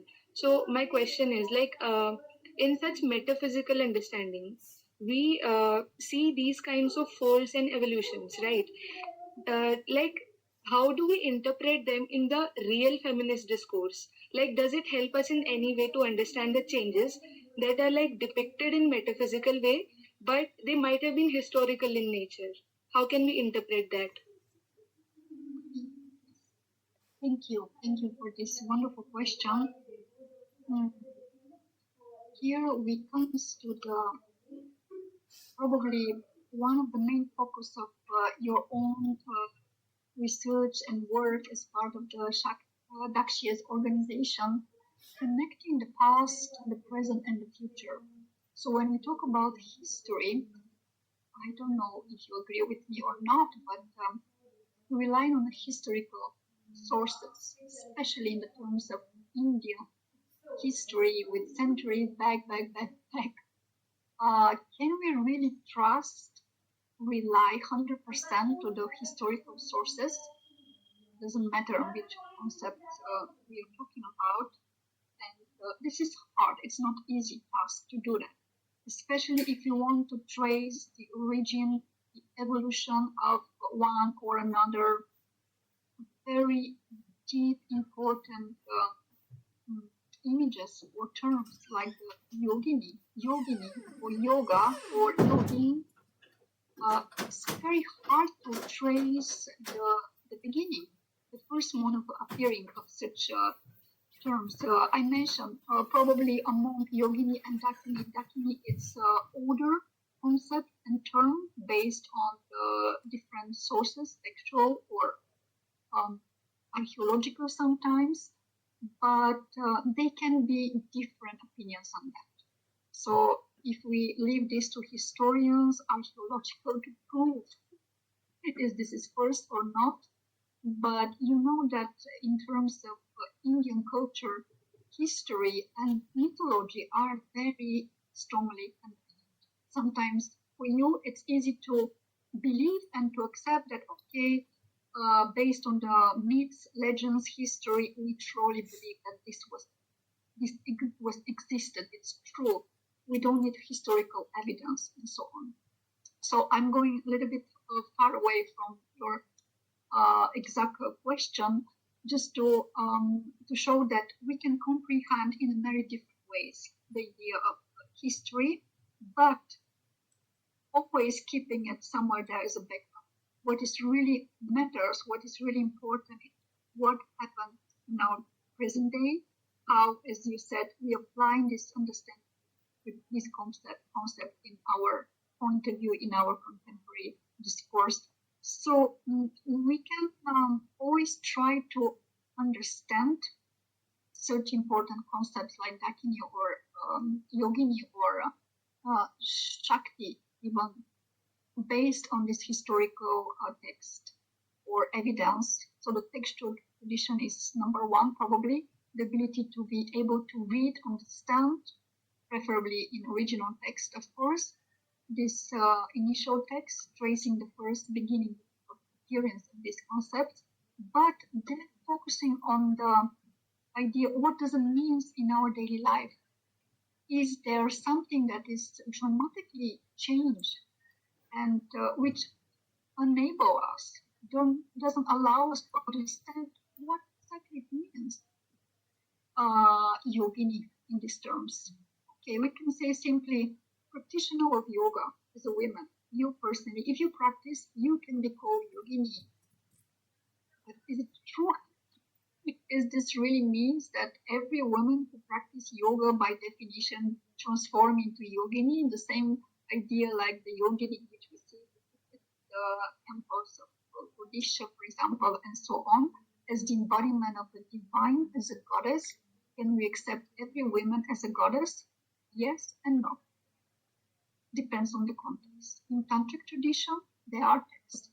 All the women, you have to practice this pure vision, part of the sangha, the pure vision of accepting, seeing the woman as a goddess.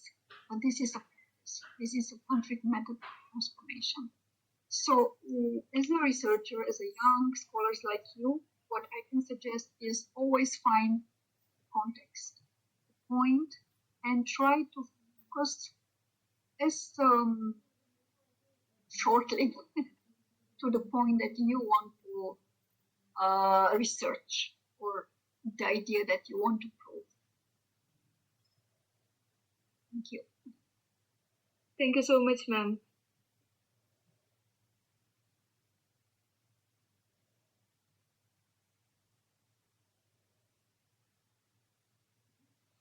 Monica ji, you may ask your question.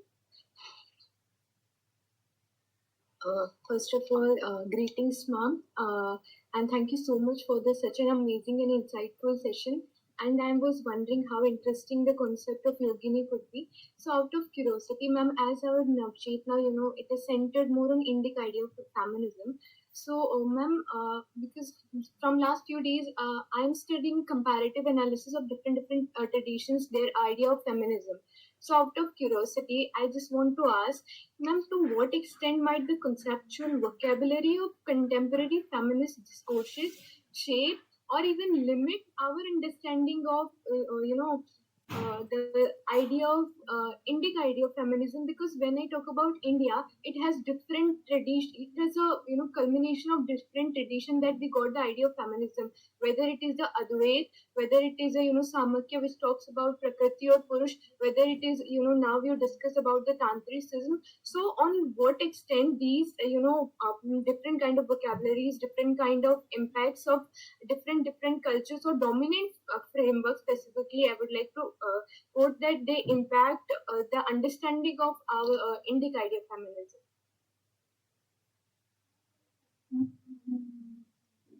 Please synthesize in a very short exact question, because this is too broad and I guess it will take a long time, or maybe one step dedicated. My question is basically what is the impact or what extend our conceptual under the different vocabulary, the different discourses, feminist discourses talk about, what they are impacting, how they're impacting the Indic idea of feminism.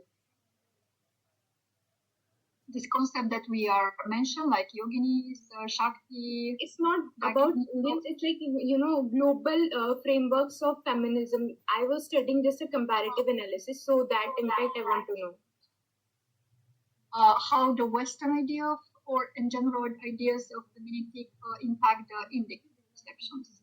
Yes, ma'am. Overall, all that, different ideas, not just of Western, it's Eastern, or it's different cultures that impacting. Yeah, actually, maybe that will be the proper question to Professor Gauri at the beginning, because it's very important, the point of view. So I guess this will be the better question to some Indian scholar, because I, as a Western, dedicated long period of time to understand a glimpse of Indian culture.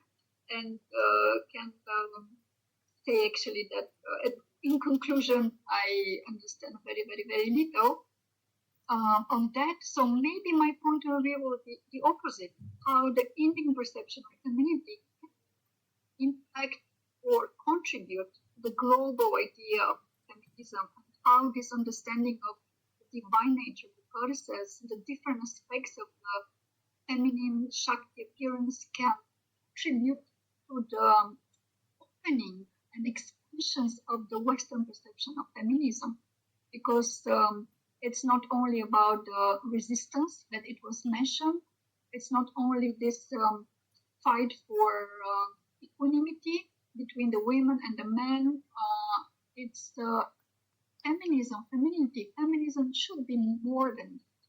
So I can say that Western perception are a little bit limited because we are born, raised with one perception in the religions which were adopted in Christianity, which are patriarchal religion. There is a creator, which is in male sense God, let's say.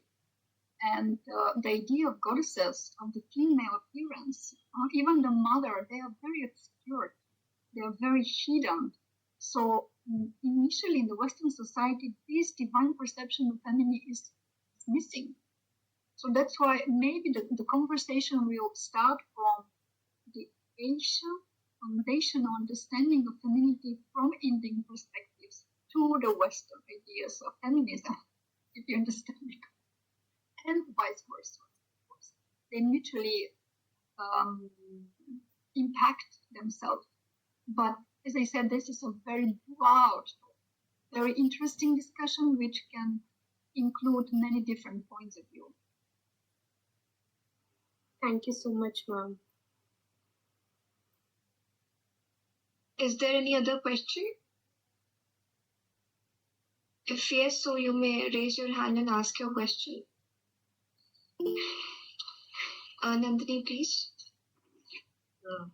First of all, thank you, ma'am, and I'm grateful to join this session with you and on my favorite topic, Dakshi and these all things. I personally have interest in all these topics because they are the same Sevak of Ma Kali's same goes in our history.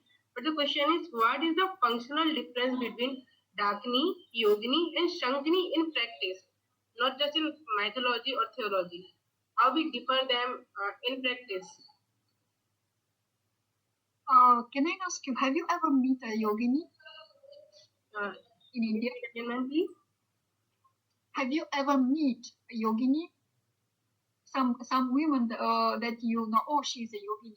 Have you ever met in person? In India, I like not in real life, but if you know about Indian culture, you know that Jagaran is a function where Devis are called and their arti and all those worship is done. So there is, I met sometimes those females that said that yogini has come to them and then they tell us about future or something like that. So that's the worshipful concept and the soul transformation, something like that, if I say so. And when them as a women or is a angels or some kind of creation? No. It's as a woman, as a like simple woman, a normal woman is worshipping during all the work is going, and suddenly a soul comes into her. That is called yogini. That yes, now she embraces the spiritual soul of yogini, and you can ask her question about future or about your own self. Then they will tell like, okay, this might gonna be in the future. Like you may be the best speaker in the future. So this goes like that. And have you met Dakini in person? No, not. I'm not. This is scary. Not scary, but what I believe that they are the Sevak of Ma Kali, the most closer one. So if they met you in any way or form, I want to meet them in a form like I'm their daughter. They are also the part of love. The immense love they can show to their daughter is so much that I can explain. I read a few stories of in the Dasma Vidya's book, that I can't explain there because they are so they are not spoken in the way. There is a proper way to speak about them. And if Dagni, I really wish that whenever I meet them and in any way, they see me as their daughter, not something like practitioner or something. Because love is already the always true form of devotion to anything. Yeah. Actually, I don't know if you realize or not, but you gave a wonderful answer to your own question. And I think, as I said, most of you know much better and have authentic experience because you are raised in this culture with all these memories and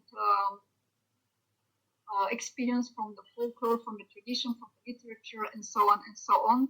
But from my point of view, depends on the traditions. If we take the Gauri, for example, these female ladies who are dedicated to practice itself, they can be called yogini as well, right? Or sattvi or sannyasini, this lady who are devotional, traditional, they be yogini in a way. So from my perception, very limited, as I said, Dakshi has a little bit more negative connotation in the practical life in our contemporary time in India.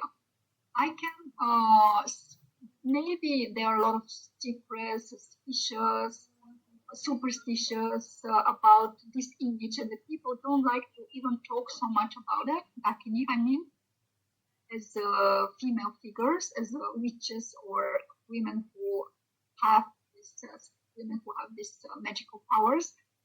But in the context of Tibetan Buddhism, if I may open the door and answer in this sense as well, in Tibet, not only in Tibet itself, but in the Tibetan communities in India and in different parts of the world, Dakini or Kandruma can be, it can be first of all a name to the lady Kandruma. This can be a female spiritual teachers or women who dedicate their life to the practice itself.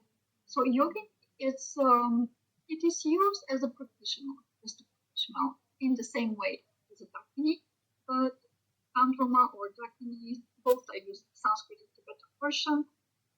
They can be used for women with special spiritual abilities, emanations of wisdom, sometimes reincarnation of goddesses or another female practitioners like Rishitodyo, so on, so on. So, I mean, sometimes they are, yogini and dakini has the same meaning. Sometimes they can be like more specific. We can see specific use in the different traditions, contexts, lineages, and so on. Thank you, ma'am. Thank you.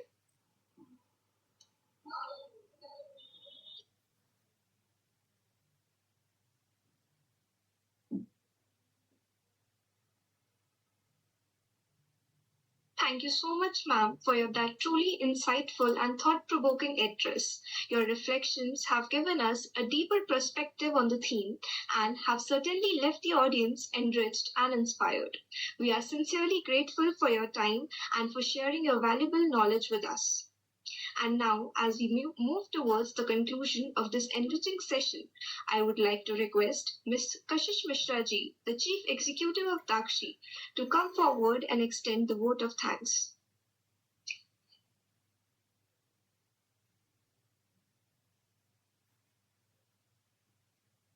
जी नमस्कार first distinguished speaker, distinguished guest, and we as the end of this enlightened session, which we exploring the Indian idea of feminism. Extend my heartfelt gratitude for making this seminar truly and impactful, and express my deep honorable chief guest for the inspiring presence and provoking insights. Sincere appreciation also Dr. Klasanova for enlightening lecture in Hindu and Buddhist comparison. I would like to thank Dakshi for her constant support and guidance. This seminar has been a beautiful discussion and a step to the essence of Shakti. Thank you to all the participants in for your active participation. With this, we conclude today's session, hoping that ideas should continue to inspire time and meaningful action. With this, we conclude Day-1 and invite future people. Thank you so much.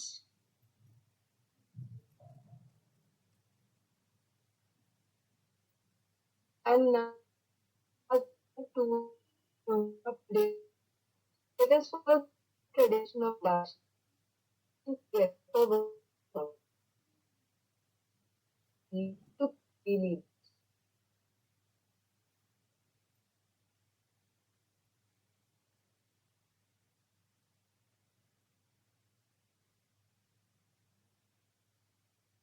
Prachi ji, please lead us for the Vande Mataram.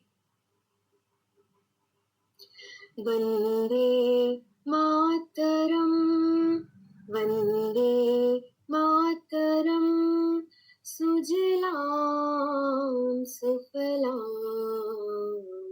Malayaj Sheetalam, Sasya Shamalam Mataram, Vande Mataram, Shubhrajyotsnam Pulakitayaminim, Pullakusumita Drumidalashobhinim, Suhasinim, Sumadhurbhashinim, Sukhdam Varidam Mataram, Vande Mataram, Koti Koti Kantha Ninad कर ले, कोटि कोटि भुजे धृत खर कर वाले, अबला किनु मायत बुले, बहुबल धारिणीं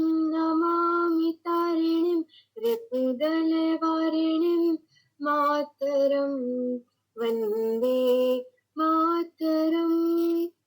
तुम्ही वेद्या तुम्ही धर्म, तुम्ही रिधी तुम्ही महिमा, त्वं हि प्राणाः शरीरे, बाहुते तुम्ही मा शक्ति, हृदये तुम्ही मा भक्ति, तुम्हारे प्रतिमा गढ़ी मंदिरे मंदिरे, वंदे मातरम्.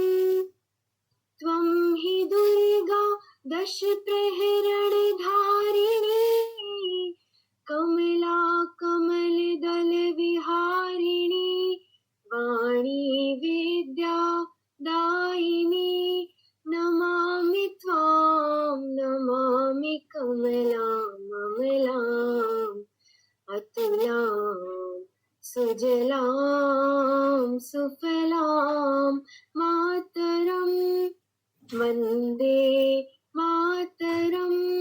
श्यामलां सरलां सुष्मितां भूषितां, धरणीं भरणीं मातरं, वन्दे मातरं, वन्दे मातरं, Vande Mataram.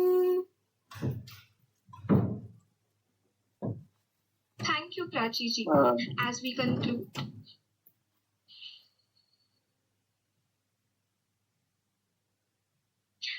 conclude, the first day of NAVCHETNÄ '26, we eagerly await your presence in the upcoming sessions over the next 2 days, promising more insightful discussions and meaningful learnings. Jai Hind, Jai Dakshi. Thank you so much, ma'am, for joining. And you are more Indian than some Indians themselves. Now we accept we accept everyone in this universe and calls as Vasudev Kutumbakam in Rig. That means the whole world is a family. So the West, East, that is the divisions created by the modern societies, modern people. But the ancient Indian scriptures and societies tells us about that the whole world and whole earth is one. So oneness is the basic idea in the scriptures of India. Thank you so much for joining, and God bless you.